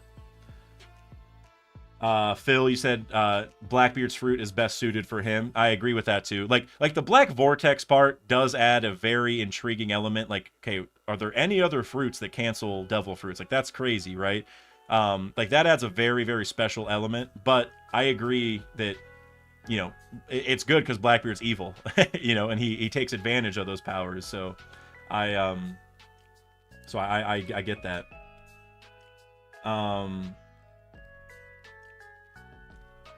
Yeah, and Dr. Jack, like Phil is saying, it's because, so the way that I understand Blackbeard's powers is that he's made of darkness and he sucks everything in, including damage and attacks and all that. So whenever you punch him, he doesn't act like a normal Logia where it goes through him. It's like he's pulling that attack into his actual body because that's what his power is based on. It's like gravity itself. He's the Logia version of gravity is sort of how I understand it, or like dark matter maybe. I don't know how deep Oda's going into the physics of it all, but yeah. Big Mike in the Hood in the chat. Dak, is it a holy night waiting for us at Elbaf? If I had to make a bet, that's what I would bet. Is it's a holy night. If it's not a holy night, then it's Shiki, and if it's neither of them, I have no freaking clue. The only other person, and this is such a random guess, and I don't even think this is a real answer, but it's just something that was on my mind last night while I was doing my Brook and Lafitte video. What if it was Lafitte? And there's I don't know why Lafitte would be on Elbaf waiting for the Straw Hats. Like, that's just it doesn't make any sense, right? I don't have a good reason for it other than we don't know where Lafitte has been this whole time. We've been waiting for him to pop up somewhere, and maybe it's him. Maybe he's the one at Elbaf because he wants to take the Straw Hats rubbings or something. You know, Blackbeard was waiting on Winter Island. What if Lafitte went to Elbaf for that reason, like for a different reason? That's just another option to throw out there because he's got to pop up at some point. I don't think it's going to be Scop or Gabon though. I don't think so. I'm almost positive he's going to be at Lodestar. If he's not, then I don't even know what Lodestar, like who would be there to do anything for us. Like, you know, he's already been there before with Roger. He probably understands the importance of it. Crocus told us that we should go to Lodestar, even though he knew Raftail was like a different Raftail. I'm like combining them. He said that Raftail was the final island on the Grand Line, but that's not actually true. He said follow the log poses till the end, you'll find Raftail. That's not actually true. But Inuyarashi was like, well, he knows more than I do, so, you know, if he told you to go there, you should probably still go, even though you know about the poneglyphs. So there's something important there. I feel like Gabon makes the most sense. But I don't know. At this point, Oda is getting really hard to predict at this point. I'm gonna be honest. Branks, I saw you said so. Punk Records was taken. Yeah, that's something we haven't talked a ton about since I finished reading the chapter, but that is a huge development. Like I can't understate how important that is. That changes so much in the story, guys. It's crazy. Having Punk Records out and about in the world, moving around, and also you can connect to it globally. And so the reason I bring that up is that even though they took Punk Records, York can still connect to it, right? Isn't that what they were saying? So, like, the government still has a good reason to keep York around. Like, they can still probably make more, you know, Mother Flame type weapons or attacks or whatever you want to call it, because they can still do that. So now it just puts everything in a very interesting place. Like, I don't know, and like I was saying, whenever I look at Punk Records floating on the clouds above Egghead and all that stuff, I really feel like that is exactly what was above Lelucia. Like, again, I hate to keep harping on it, but this is a giant Nami weather egg, right? That is essentially what this is in my mind. And for the Mother Flame, the Mother Flame had a lot of aesthetics similar to when Nami drops giant weather eggs. Like, you go back to Whole Cake when she, like, I think it's the first time she ever used Zeus in an attack, because she was like feeding Zeus the thunderclouds and then Zeus blew up or whatever. It looked pretty, like the whole situation looks kind of similar to the Lelucia situation. And so now that we have this egg floating on clouds going really far away, it just, and we know that clouds came to Lelucia and something was on it. I feel like York, which York is very close to the word yolk, going to egghead, maybe the yolk of the egg or whatever. I feel like York may have just made a giant weather egg out of the mother flame, and that's like the ancient weapon. It's like, and that would be the equivalent to like the anti-Pluton, like I bring up. Now, there are some Uranus connections here too in regards to Roger's egg and the aircon that's on Egghead. So, to me, Oda is doing something massive. Like this. Of all the things in this chapter, which there were many to take away from, the Punk Records development is the thing that's probably going to be that like I'm going to be thinking about the most. Now, another thing though that I want to get your guys' thoughts on is I just blanked on it. Hold on, let me scroll back up and go find it. Hold on.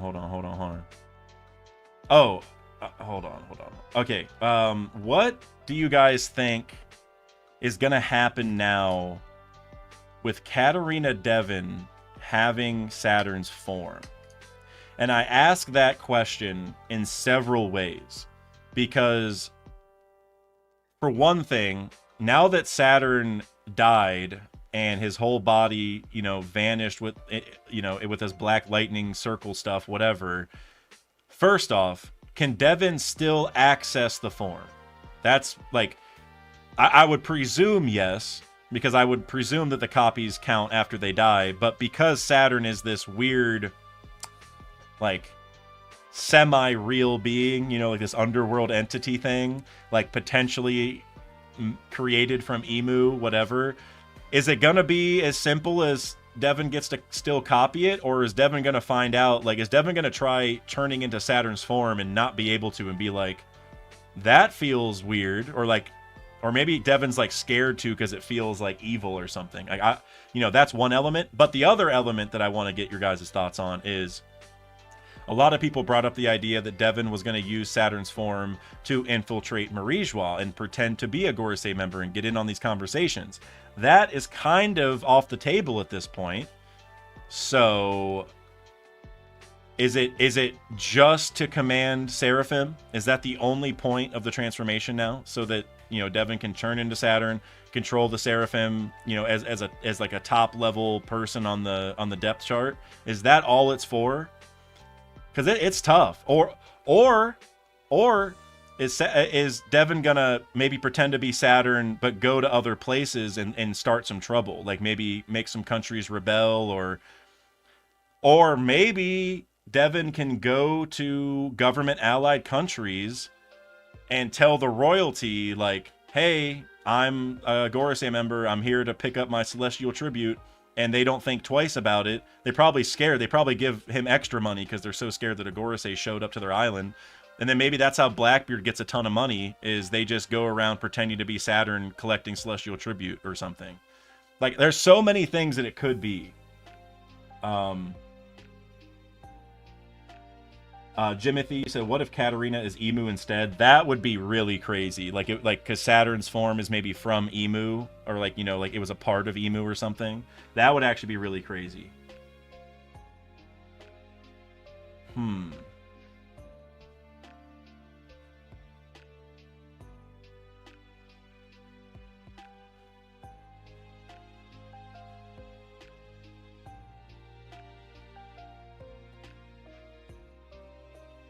Alex, you said, I bet Frankie's going to break off with the group and go with Nami to Weatheria to do something with Punk Records, which is on its way. Well, I guess my thought on that is Weatheria not portable itself? Like, Weatheria can probably just move itself over to Elbaf. So, is it possible that they get Punk Records to Weatheria, and for one reason or another decide they have to take it to Elbaf, because that's like the summit of High West and whatever. And then that could build a situation where they meet Punk Records again.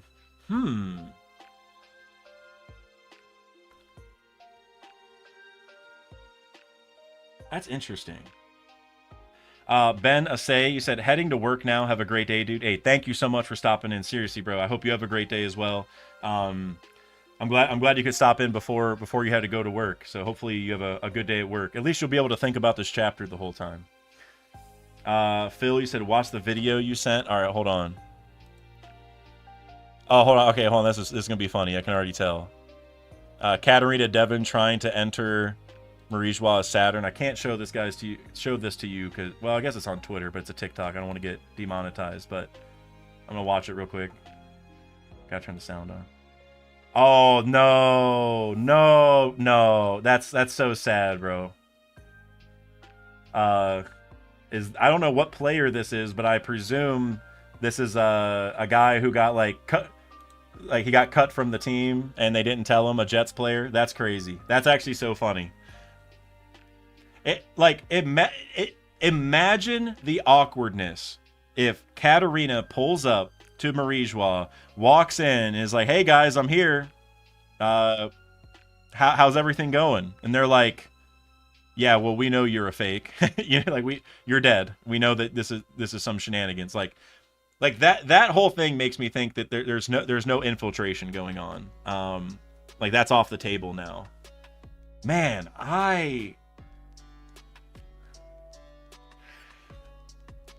Devin is so interesting. Lafitte and Devin are and what's crazy is my next two Blackbeard matchup videos are Lafitte and Devin. I got Lafitte versus Brooke, and then I got Devin.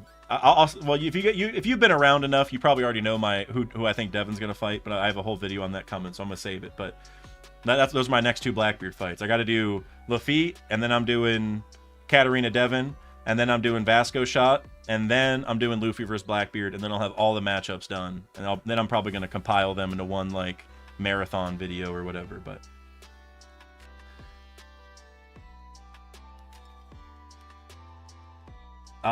JR Writer, maybe Devin raises support for Blackbeard's own country being recognized. I guess the idea would be Devin would go to countries, like not the government, but to like other world government allied countries and maybe like propose it to them, like, "Hey, would you accept a new country into the fold or whatever?" That might work, because they probably wouldn't know Saturn died yet. Like, I don't know if Saturn dying is going to be in the news or not. Genuinely, that might be something they want to keep hidden away. Joe D. List, you said, "Thanks for your response, Dak. Have a good night. Don't work too hard." Hey, bro, you too. I didn't really respond to you too much. Hold on. Hold on. I want to read one of yours. I see a couple. Hold on. I keep seeing you say what you think, but I don't know what the. Is it the Luffy's mom being a bird thing? Is that what you were talking about? Luffy's mom being a bird?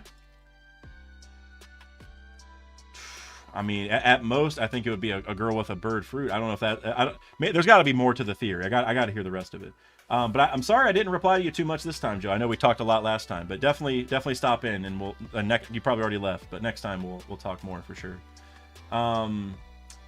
Branks, you said, "What do you think Emu's flashback will be like?" Tragic.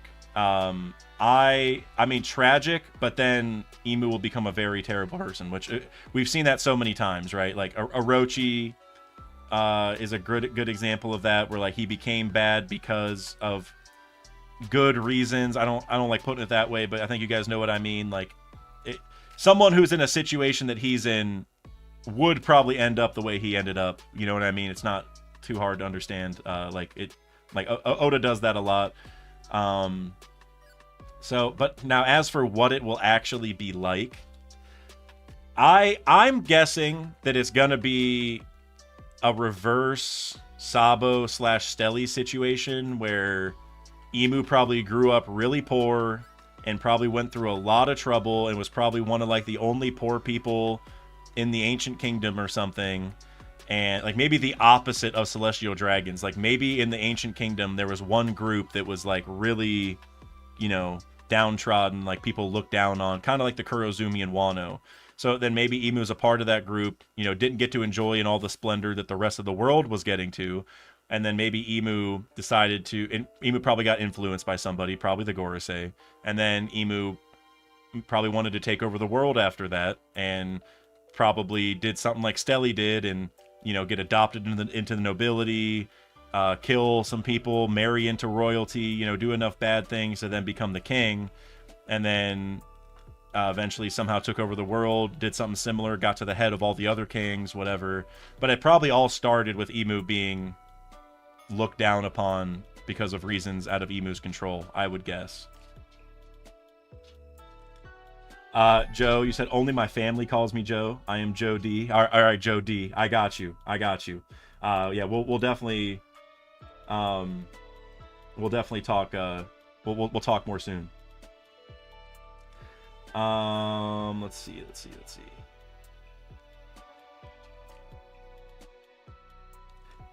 Nick, you said how public will Saturn's death be? That matters a lot for Devin. Yeah, I think that's a really, really valid question. Because the Gorosei are kind of like the world knows they're at the top, but they're also like pretty secretive in general. People get surprised when the Gorosei pull up. So I don't know if they would want that even in the news. Like, hey, one of the top people died. Now they would probably just say Saturn died of old age or something, which people would probably raise their eyebrow like, he's been old for hundreds of years. Like, now he's dying of old age? Like, how does that work? So, yeah, I don't know. I really...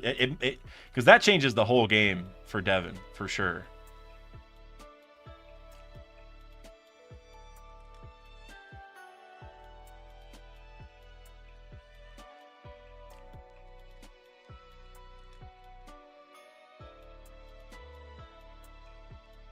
Juice Lee, you said, my question is, who do you think will betray Luffy? My bet is that it's Shanks. So as for betraying Luffy, I think, how do I put this? Like, for Shanks to betray Luffy, it would be pretty hard, I think, for Shanks to do it, because Shanks is already technically an opposing force. Like, yes, they are friends, but they are competing for the One Piece. Like, if Shanks and Luffy met up right outside of Laugh Tale or something, like, technically they would have to fight. Like, they may not, right, because they're friends, but, like, they're already sort of enemies, at least on paper. And so for him to get betrayed, like if Shanks decided to fight Luffy and try to stop him from going to Laugh Tale, that wouldn't be betraying. That might be making sure Luffy's strong enough to save the world or something, right? So I don't think it'll be Shanks because of that, because it would be hard to even make the betrayal part. Honestly, it's really tough, because I think the idea of someone betraying Luffy is really spicy and could hit in the story really, really hard. You look back to Whitebeard, who got betrayed by Squard, who was his son, and he just hugged his son, and that, to me, is still one of my favorite moments of all of Marineford, to be honest. And so for Luffy, I could see a similar thing. And then, like, who would be the person to hurt him? I mean, Usopp, I think, is, like, the go-to. Now, my problem with that is I don't want any Straw Hats betraying Luffy. I think the thing that's supposed to make Luffy different is that everyone does believe in him. They don't have to doubt him at all. And so because of that, I hope that he doesn't get betrayed by someone who's super close to him. Now, maybe in terms of the Grand Fleet, maybe Bartolomeo or Bartolomeo. No matter how I pronounce it, people make fun of me for it, but Bartolomeo to me sounds cooler. But I think he could be someone who's not a Straw Hat but could still hit really hard for betraying. Or, and I know this is going to sound sacrilegious, and this isn't a serious idea, I'm just throwing it out into the ether.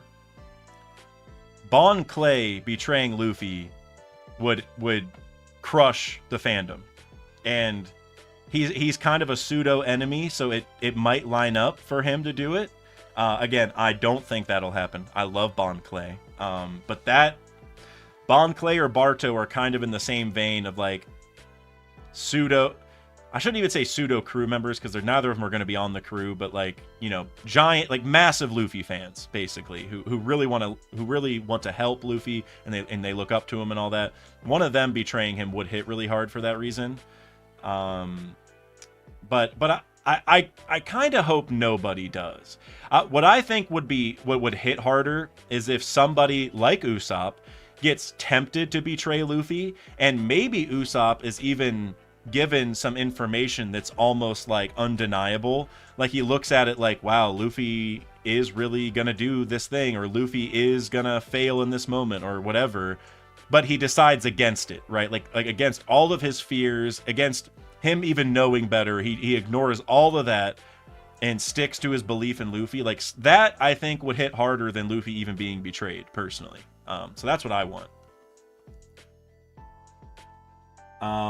Joe D, you said Bon Clay is dead except non-canon. No, he is alive, and that is in the canon. It was a cover story.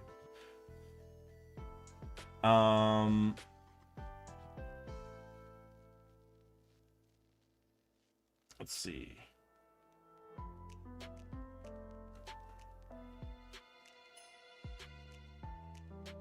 Spectator, you said I really don't want to see a kid redemption. Then you might not want to tune into Elbaf, because I think Oda is absolutely doing that.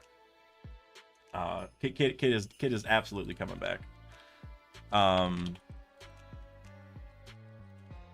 In fact, I would be, and you know, it doesn't have to be a massive thing, but Kid's definitely not done. Oda's not done writing that story. Let's see. Joe D, you said it's a non-canon cover pick. No, it's a cover story. It's from the Ship Decks Around the World, Volume 46. We see him in level 5.5. That's an actual cover story series, not a cover request. Yeah, Decks Around the World is canon. Joe D, I don't know if you guys have been here before, but Joe D has a very high bar for what's canon and non-canon. But the cover stories, the serialized cover stories or whatever, are all canon, 100%, no doubt. Let's see.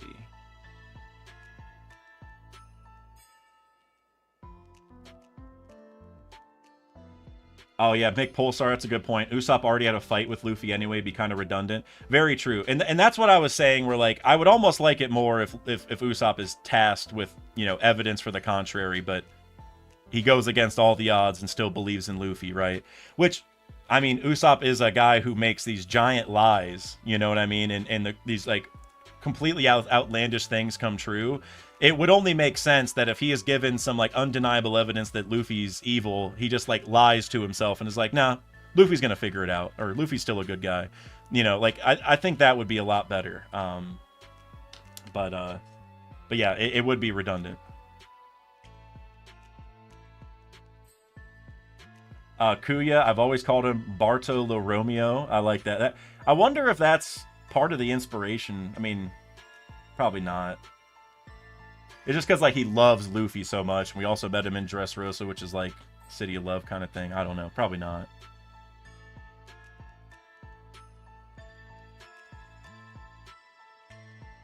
Kuya said, I can see Kobe betraying Luffy and ends up the most hated character of One Piece right next to Blackbeard. Well, see, Kobe's in the same vein as Shanks, where they're on opposite sides. Like if Kobe goes and attacks Luffy and captures him, which I do think is going to happen, if you guys saw my video, it's not betraying, right? Like they are on opposite sides. Like, you know, it's like I mean, yeah, they're just enemy. You know, you can only betray if you're on the same side and lie about it, right? So yeah, I'm not sure.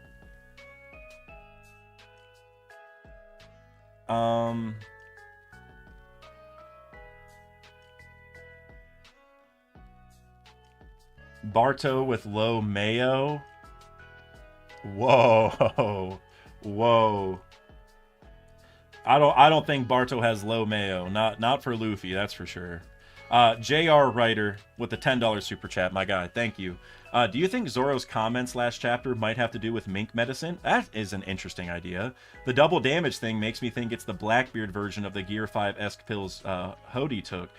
That is, I've never heard that spin on it, but the reason I actually like I'm not sure if it's going to be a direct thing, but we go back to the Grim Reaper scene, which still hasn't been explained, and you know like, is he hallucinating? Is that an effect of the drug? What is that, an actual Grim Reaper? Is it Pluton's Klabautermann, which is still my favorite idea for that thing.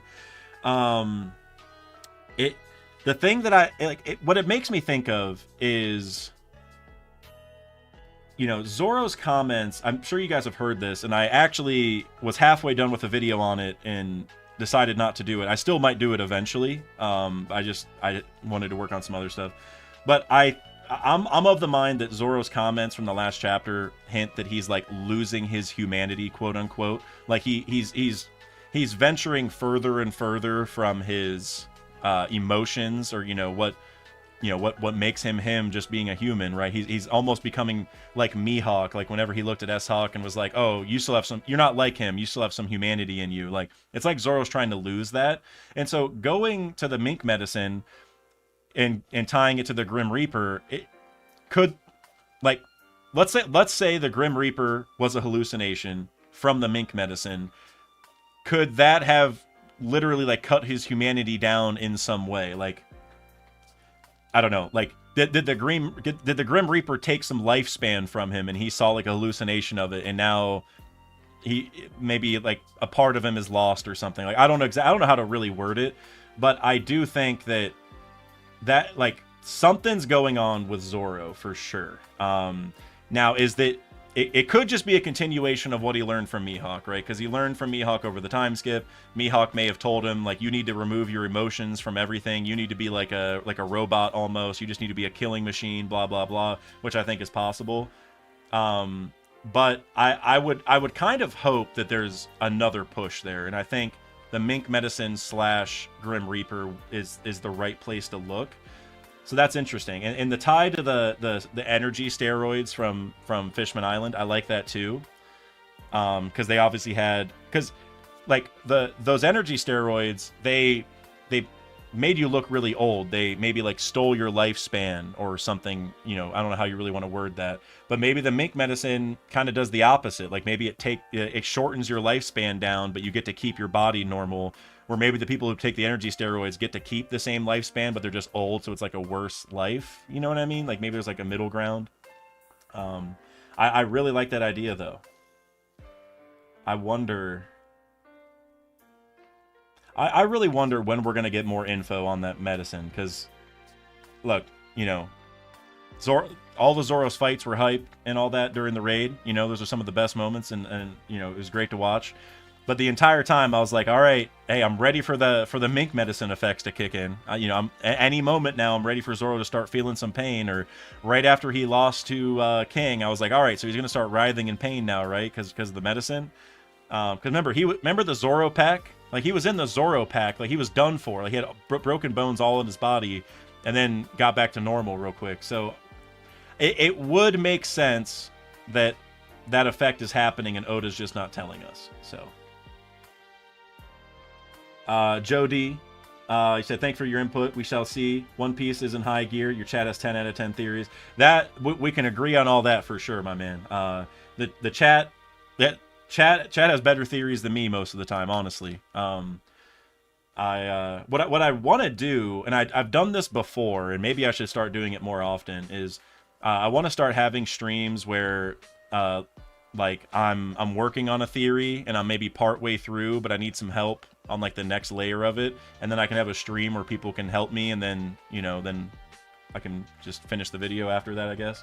And obviously I would shout out whoever had some crazy reveals, but like one idea that I was working on, and I still really want to do this video, is what is the Grand Fleet going to do in the story?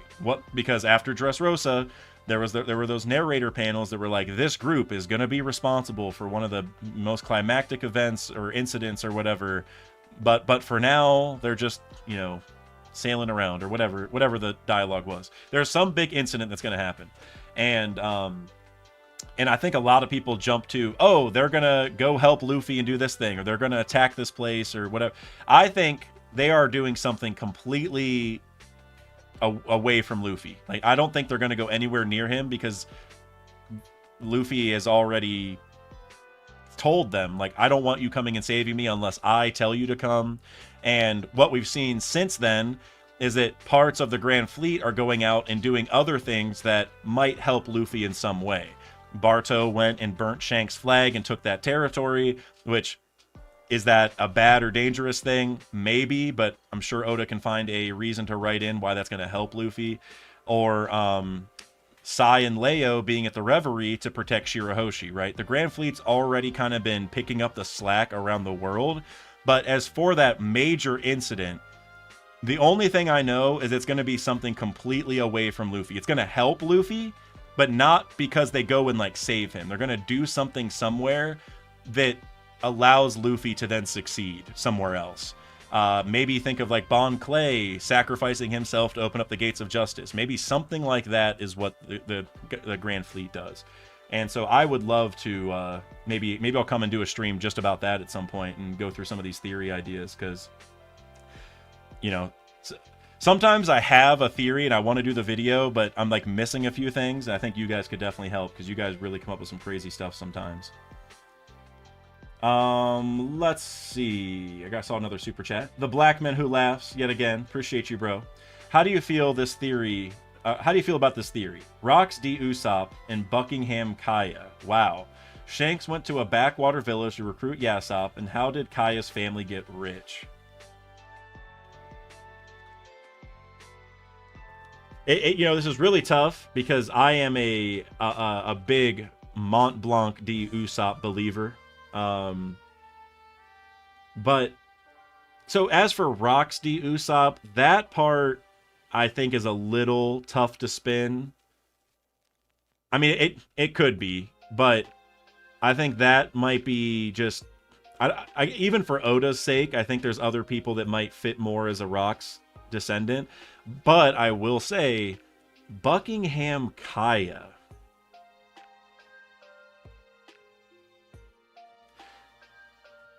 It's so interesting. like I don't have like an immediate reason to think that would be true, other than what you're saying here. Like, how did Kaya's family get rich? And are you saying that Kaya's mom would be Miss Buckingham Stussy, and maybe she abandoned Kaya? Well, then she would have been married to someone else then, because I think they said she had parents. I don't know. For some reason, I find that really interesting. I don't know what other family would make sense if we assume that Kaya has an important family, which, to be honest, is probably fair. Doesn't have to be, but probably fair. I don't know. I feel like there might be some other ones that make more sense, but I just like that one. I want that one to be true, you know? Buckingham Kaya.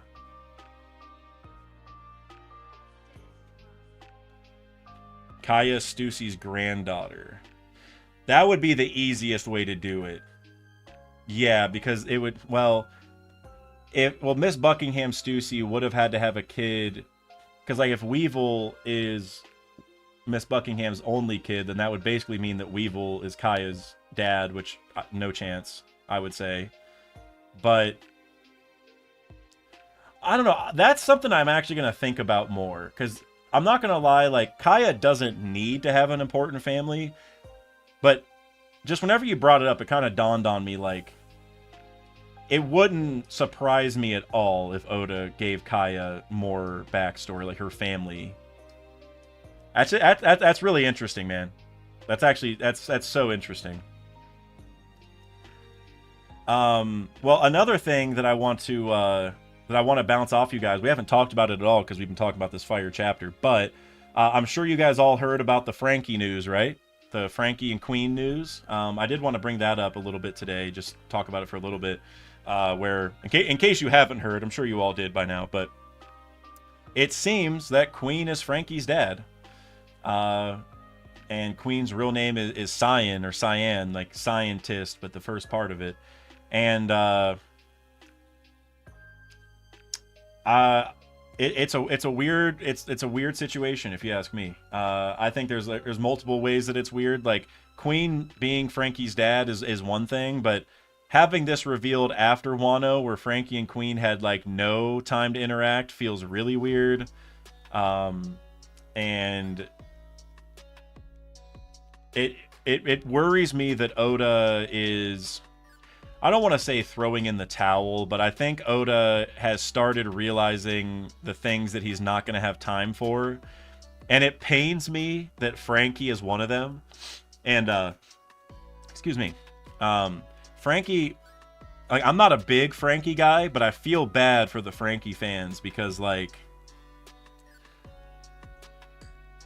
you go back to the Sasaki fight in Wano, and, you know, whether you believe this theory or not, I think, you know, it's still worth bringing up that there's the old Sasaki is Kokuro's son theory. And I think it's 100% on the money. They both have green hair. They both have train conductor hats. They both were like knocking back a beer in one of their first panels ever, like in a very similar fashion. And Frankie fought him, but that was never brought up. And if Frankie's going to fight him, and that's actually Kokuro's son, that should have been brought up, but it wasn't. And it felt like Frankie maybe got shortchanged a little bit in regards to that situation because there wasn't like a deeper layer to the fight. Then now, if it's true, which it seems to be, that Queen is Frankie's dad, I feel just a little weird that Oda used Queen for a Germa thing instead of a Frankie Mads thing, because we already had all of Whole Cake for Sanji to flesh out the Germa stuff. And don't get me wrong, the Queen Germa Sanji stuff was really cool. Sanji had a really cool character moment, especially when he broke the raid suit and all that stuff. Like, it was hype. I'm not saying it was bad. It's just, I feel a little weird about the decision to not have Frankie's involvement mentioned at all. Like, okay, Queen worked with Sanji's dad. All right. Queen is Frankie's dad. Like, that, to me, that's wild. Now, to be fair, in the Beaver card, it's not 100% confirmed it's Frankie's dad. It's just the timeline matches up perfectly, where, like, he had a kid 36 years ago, abandoned him 26 years ago. And the other issue with it is that Frankie should know what Queen looks like. Like, I don't know if they ever actually met during the raid, but, like, at least with bounty posters or after the fact discussions, like, you would think he would know, and he would remember because he was abandoned when he was 10, right? Like, you're good. That's old enough to remember. And also, so many characters went through really bad stuff before they turned 10 years old. Like, Robin was 8 when Ohara happened. Shirahoshi was less than 10 when she first called in the Sea Kings. Sanji was less than 10 when he, left Germa the first time. Like, there's a lot of important stuff that happens when people are kids. And it feels really weird to me that Oda is kind of signaling that he's just abandoning that element. And so, like I said, it's like the Sasaki thing is like kind of sucks that, there wasn't a deeper element there for Frankie. The Queen thing sucks that there wasn't a deeper element. But then you look at Egghead, and Frankie didn't get a whole lot of shine there either. So I feel bad for the Frankie fans. I'm gonna be honest. I don't know. It's a weird situation. Maybe the reason it wasn't confirmed in the Beaver card 100% is because Oda is gonna bring it up later and have Queen and Frankie meet and flesh it out, and maybe he has another plan. But it just feels really weird that they were both in the same building for an entire night. They were on the same island for multiple weeks, and they didn't have any moment. Like, and it's not that Frankie had to fight Queen. It could be that they cross paths and be like, whoa, Dad? And he's like, oh my God, you're here? And actually, I want to build onto that a little bit more. Queen should definitely know Frankie's a part of the Straw Hat Pirates, right? Like, he definitely has enough intel for that. So for Queen to not even bring it up, like, oh, you have my abandoned kid here. Like, I don't know.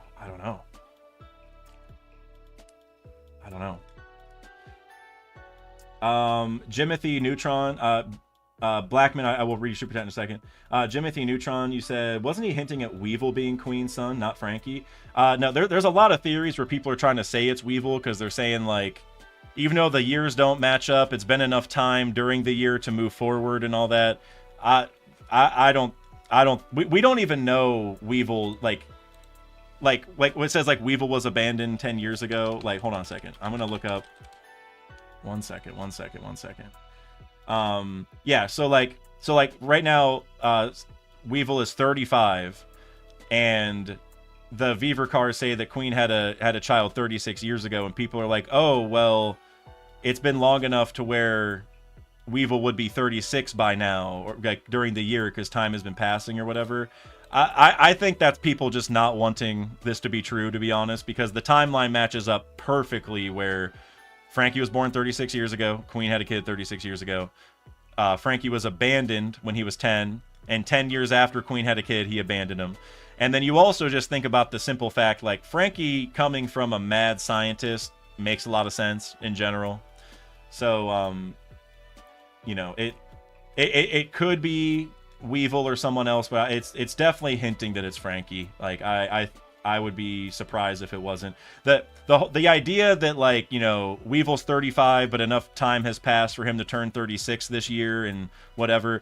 Oda's never done that, where he's advanced stuff partway through the year. Like he treats it in 1 year increments the entire time. And now we do know that like March 17th was the Onigashima raid, and so there is like time moving, you know, like days have passed, and we could definitely track that.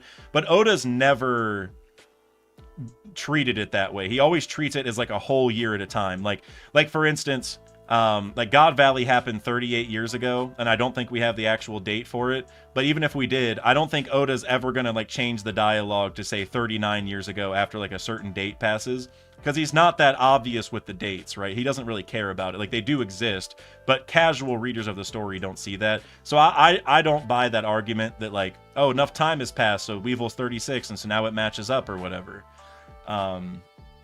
So I just think it's weird, honestly.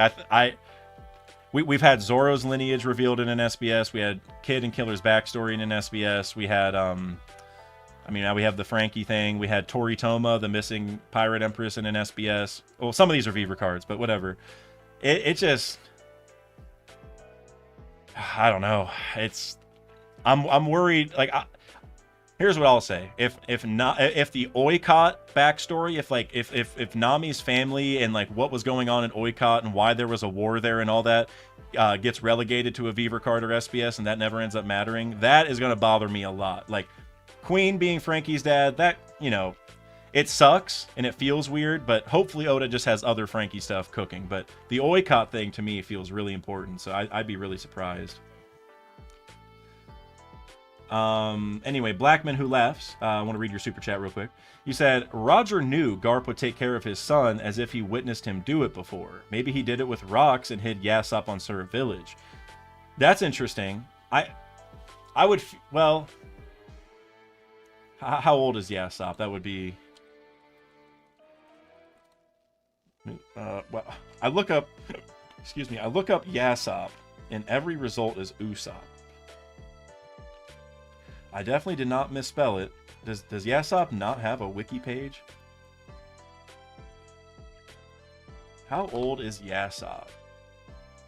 He's 47 years old. That's what this says. Okay, after the time skip, he's 47 years old. Okay. So, if he's 47, that means he would have been 9 by God Valley. So, actually...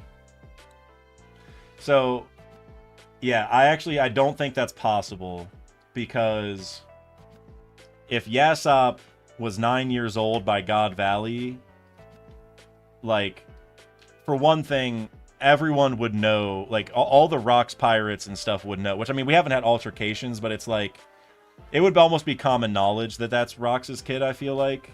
And, like, we just haven't heard the name. And also, if he's 9, like... Don't get me wrong, 9-year-olds need a home and should be taken care of, obviously. But in One Piece, we've seen several times where that doesn't really happen, you know, and kids that young are left to fend for themselves, kind of. So I don't know if Garp would feel the need to really take him in the same way. Not saying he wouldn't, but I did hear so. I don't know. I'm going with the Mont Blanc. Well, I was gonna say Mont Blanc, but then again, I guess it could be his mom's side is the Mont Blanc side, and his dad's side could be something else too. It could be. I don't know. I'm gonna think on this more. I'm gonna think on this a lot more because I was actually thinking about doing a video on all the Straw Hat Pirates families or lineages and maybe give some theories on it. Like, definitely want to talk about Mont Blanc de Usopp, which I'm sure other people have heard about, but I just want to talk about it.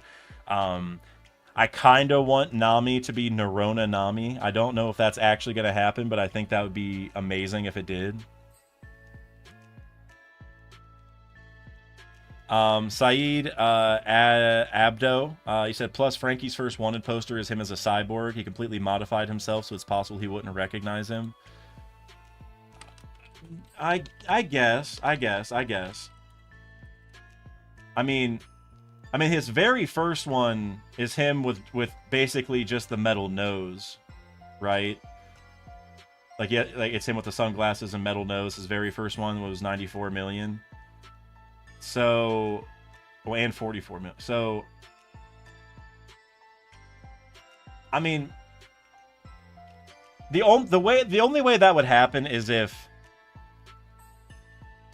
he's like Queen really doesn't care about his kid and like didn't check up on him, barely spent time with him, barely remembers what he looks like. Like, that would be the only way, because like Frankie had spiky light blue hair as a kid, had similar eyes, like with like the, I don't even know, the eyelashes on the bottom or whatever you want to call that, right? So I don't know. It's such an interesting thing. Oda's really opening up the floodgates with this with this like auxiliary information he's given us. Shanksy, yeah, apparently Queen is Frankie's dad from Beaver Cards. Apparently, it's not 100% confirmed, but I'd be super surprised if that's not the case at this point.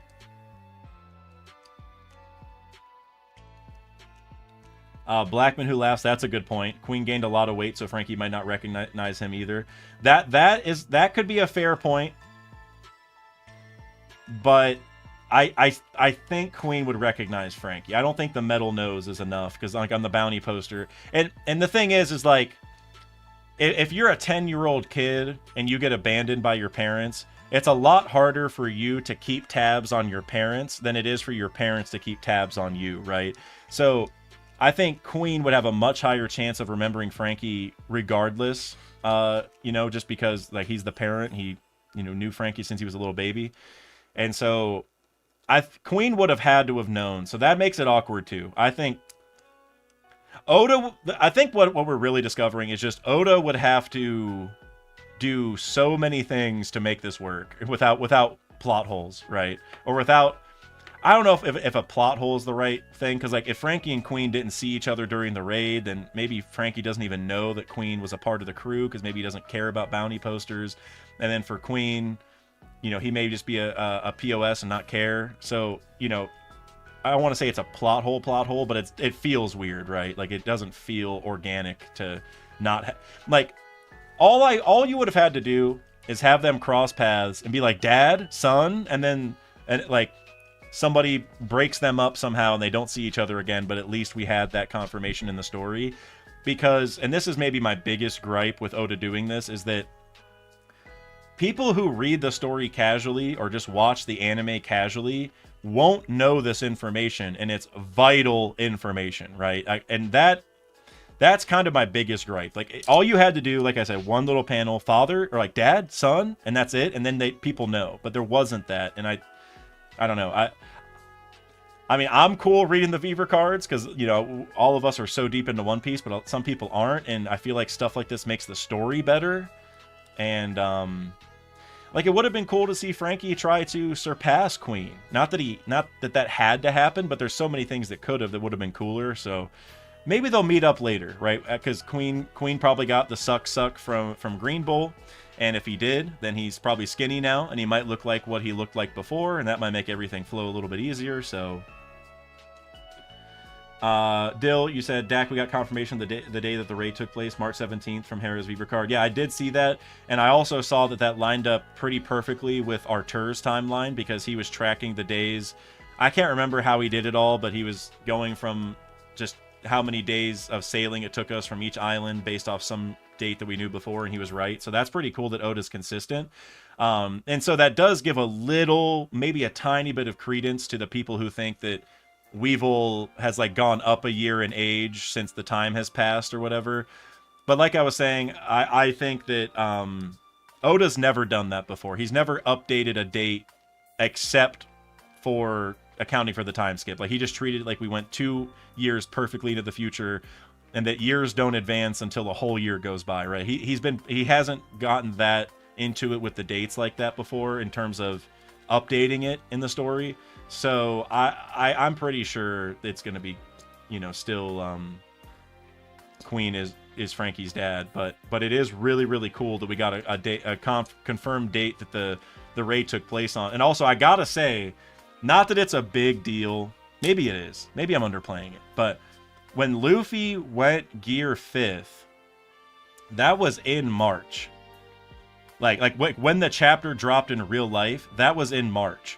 And so I don't know if Oda is this, you know, galaxy brained about it, but like he almost had Luffy go Gear 5th on the day. Maybe that is exactly what happened. I should just. What day did it make? Did Oda is Oda this galaxy brain about it?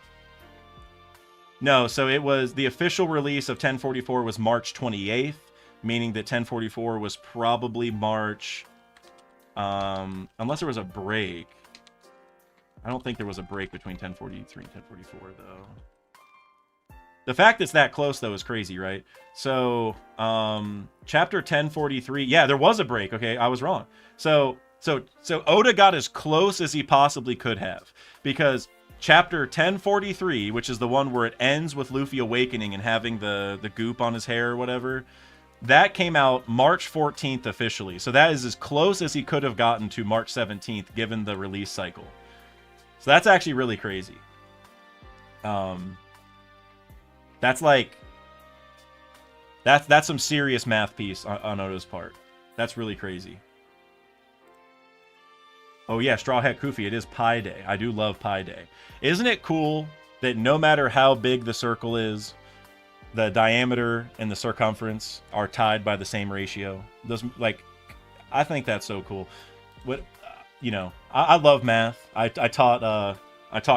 tutored calculus, I suppose, in college. So I'm a bit of a nerd about it. But I gotta say, Pi Day is underrated because pi is underrated. Also, Pythagorean theorem. Don't get me started on that one. I was actually watching. Oh, okay, good, great question for you guys.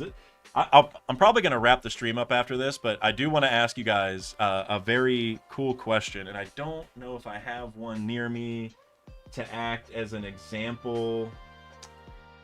I wish I did, but okay. Well, this will have to do. Pretend that this is a straw, this marker. Just, again, it's a straw. There's a hole here, right? And the bottom. Just pretend it's a straw. I don't have anything else, but this is tubular. Does a straw have one hole or two holes? Think about it. Does a straw have one or two holes? What? Think. Just pretend it's a straw. Think. One or two? Dilcor, you said it's one hole? Wait, I'm going to make it a poll. Hold on. Yeah, that's what we're going to do.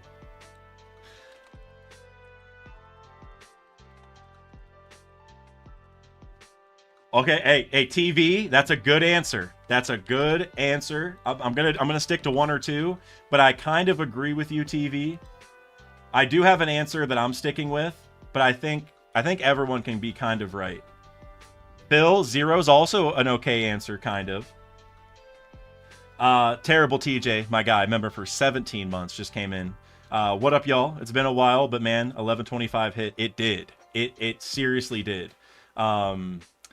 Man, I would love to give you my thoughts, TJ, but genuinely, you should just maybe go back through the VOD.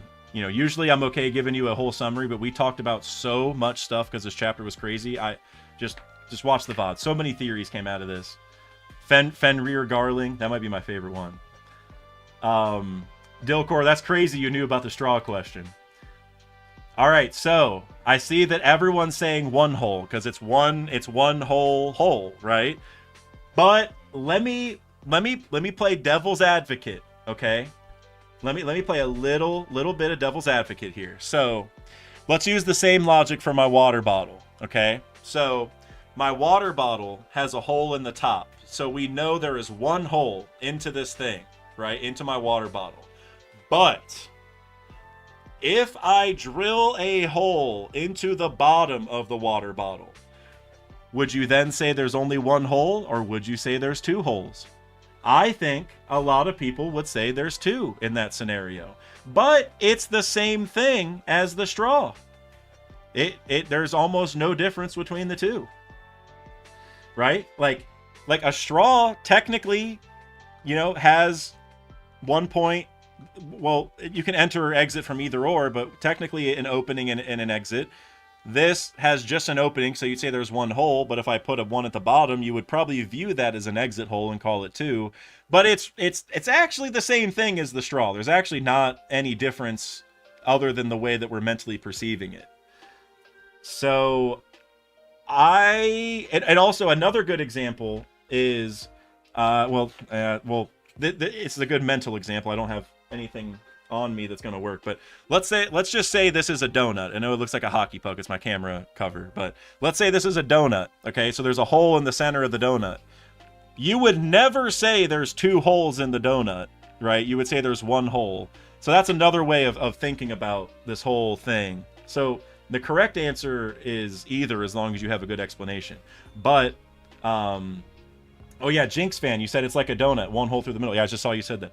Yeah, because like if you saw a donut, like a straw is just a long donut in that regard, so it's one hole. But like I'm saying with this, if I put one in the top and one in the bottom, you're gonna say there's two.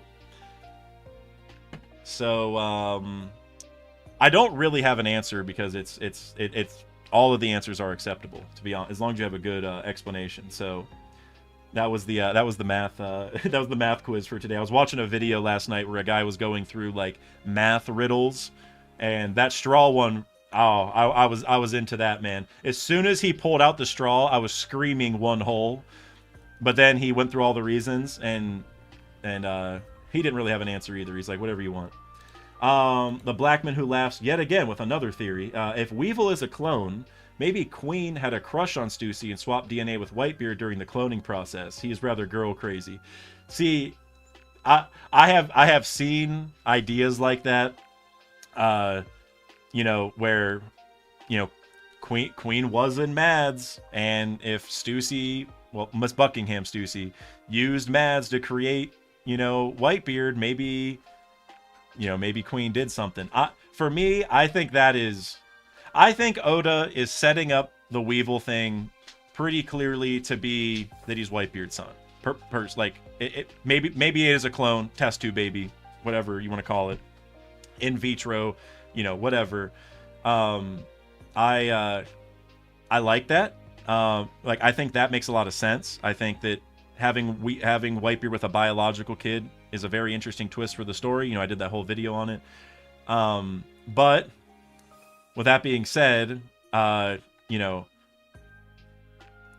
leaving the Weevil mystery up for grabs right now, and also Weevil and Queen are in the same place. They're both in Impel Down right now. Like we don't actually know that 100%, but we know they were both defeated by Green Bull and taken somewhere or whatever. With Queen we can presume it because he called in a warship and we saw him with a warship leaving Sphinx, so it's probably went that direction. So they're probably together, and so that does build an interesting thing where whenever Impel Down 2.0 does happen, that discussion is going to take place. Like either Queen is going to be down there and let Marco and Weevil know the truth, or maybe, I don't know, if there is some connection between Queen and Weevil, that's where it would come up. But like I said with the age thing, I can't. Until Oda actually does it, I'll probably never believe that he's advancing the years as the dates go on. Like like I can't think of an actual example of this, but like we probably have passed someone's birthday before in the story definitively, and it's not like we go and update their ages, or we probably passed the date of a certain event, and it's not like Oda advances the year up one after the day happens. Like he just so for me, I don't think he's gonna go that route. But like I was saying, Queen and Weevil are gonna talk about something eventually for sure because of the Impel Down. Vasil Vlad Ivanovici, you said look up the Katsura Otoko. Okay, someone mentioned that earlier. A beautiful man that lives on the face of the moon. That will be Garling's yokai form. So yeah, so someone mentioned that earlier in the stream. I can't remember who it was. I think it was Beam. Yeah, it was Beam. I looked that up. For me, I don't. The biggest issue for it is that it's a man already, right? Like if he's gonna be a yokai, I think Oda's gonna make him a creature, right? He's like, I don't think he's gonna make a human into like another human adjacent yokai thing, right? Because if you look at all the other Gorosei, they were all just animals, or I mean they're yokai, but they're based off actual animals. We had like a pig, spider, bird, horse, sandworm. So I think he's gonna stick to that same thing. I don't know if you were here, but we were talking about Fenrir, like a fiery, wolf type thing, werewolf tying to the moon. I'm slowly getting more and more sold on the Fenrir thing as time goes on. I kind of even want to do a video on it. But I got to do the Brooke and Lafitte one. Trevor, I don't know if you're still watching, Trevor, but maybe we have to talk about a Fenrir Garling thumbnail at some point. Dill Corey said, did you bring up Queen being obsessed with Kamarasaki potentially being because of the hair color? The hair color because I guess because of I'm confused on why that would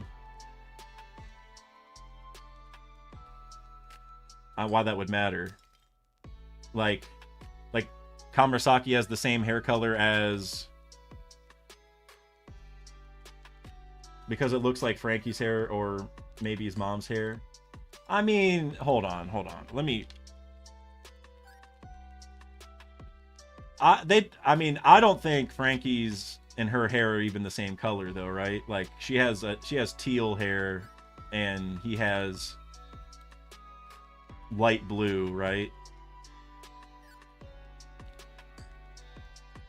Yeah, I mean, they definitely don't have the same hair color. I don't know if you guys have ever done the Hex color guessing game, which I love, by the way. I love doing it and watching it, but I'm also decently solid at it. These are like two very different colors, so I don't think so. Now the idea though that Frankie's mom maybe looked like that, maybe. But the thing that I would maybe push back on in regards to even considering this is he wasn't just obsessed with Kamarasaki. For one thing, Kamarasaki was like, well, Hiyori, but Kamarasaki at the time. She was like the hottest girl in Wano. Like everyone knew that. So that layer of it is already tough to kind of distinguish. But also, he was also going after the girl that like he hit when he turned invisible and Sanji thought he did it, right? So he's just a, I guess hopeless romantic is the way to put it. Maybe he's not even a romantic. He's just a weird dude. Yellow plus Kamarasaki hair equal Frankie hair, maybe. Since Oda built up Kamarasaki to be like basically like the hottest girl in the capital, it's really hard for me to split through that, honestly. But I mean, if I were to play devil's advocate a little bit, and I don't even know where this is going to go because it doesn't really tie to Frankie, but Yamato also had like green teal-ish tips in her hair, right? Like it was the same color as Kamarasaki. I'm gonna look at Yamato's hair. It's that's the same color. That form of that, like they both have teal in their hair. And now again, I'm not saying that they're related. It's just like I don't know. I don't know what that connection would be, why they would have the same hair color. But that is interesting. All right, guys. I think we've hit 3 hours. Wow. Literally looked when it said 30000 on the Streamlabs thing. That's crazy. I think this is the first 3-hour reaction I've ever had, which tells you how crazy this chapter was. Oh, real quick, Phil, you said that's been long for Higurashi points, but we got confirmation of the Kaido timeline, the Viver cards too. Yeah, I guess real quick, I'll also, before I actually end the stream, I will say, I have been saying for a long time that Higurashi is Yamato's mom, and that seems like it might be coming true. It's less confirmed than the Sanji Frankie stuff, but I know people were bringing that up. I've actually been saying that for a long time. I know Higurashi's ugly, but she has the clone fruit, and to me, she looks like what someone would look like after eating the energy steroid, so I feel like she maybe had some experiments done on her. She may have looked a lot different in the past before whatever happened to her. And because Higurashi also has a somewhat similar hair color. She has like a light green hair, but if you merged Yamato's two hair colors, it would probably look like Higurashi's. And I also don't think Higurashi was actually killed by Kaido when he said. I know we actually finally got a confirmed kill for Kaido because Guernica is dead. He just died after taking the picture of Luffy in Gear 5th, which is still kind of an L for Kaido, for being honest. Like, if you can't kill Guernica quick enough to where he's still taking pictures and sending them, that's not good. But we did get a confirmed kill there. But I think that he may have kicked Higurashi out of the country instead of killing her, and that's how Bon Clay's fruit got to him. Because we have to wonder, if she was killed there in Wano, that means the fruit was probably in Wano. How did that get all the way over to Bon Clay? Maybe she was just kicked out, and that's how it happened. Same thing with the old man with the barrier fruit, right? But yeah, I've been on that since day one, so I was pumped to see that discussion coming back. But all right, guys, that's gonna be it for today. My voice is actually getting kind of tired, but phenomenal chapter. 9, maybe even 9.5 out of 10. I could talk about this one forever, and I might just do that. I honestly might. Maybe you'll see a review video or something. I don't want to make any promises. Maybe a stream. I don't know. I want to talk about this more, though. There's a lot of theories. So, all right. That's going to be it, though, for today. Thank you guys all for your donations and just your generosity for being involved in the chat. Seriously means a lot. This is what makes the One Piece community so amazing. There's a million things that what makes it amazing, but I really feel the love from this community, so it's amazing for me. But yeah, be on the lookout for Brook vs. Lafitte. That's coming out soon. But y'all have a good weekend, and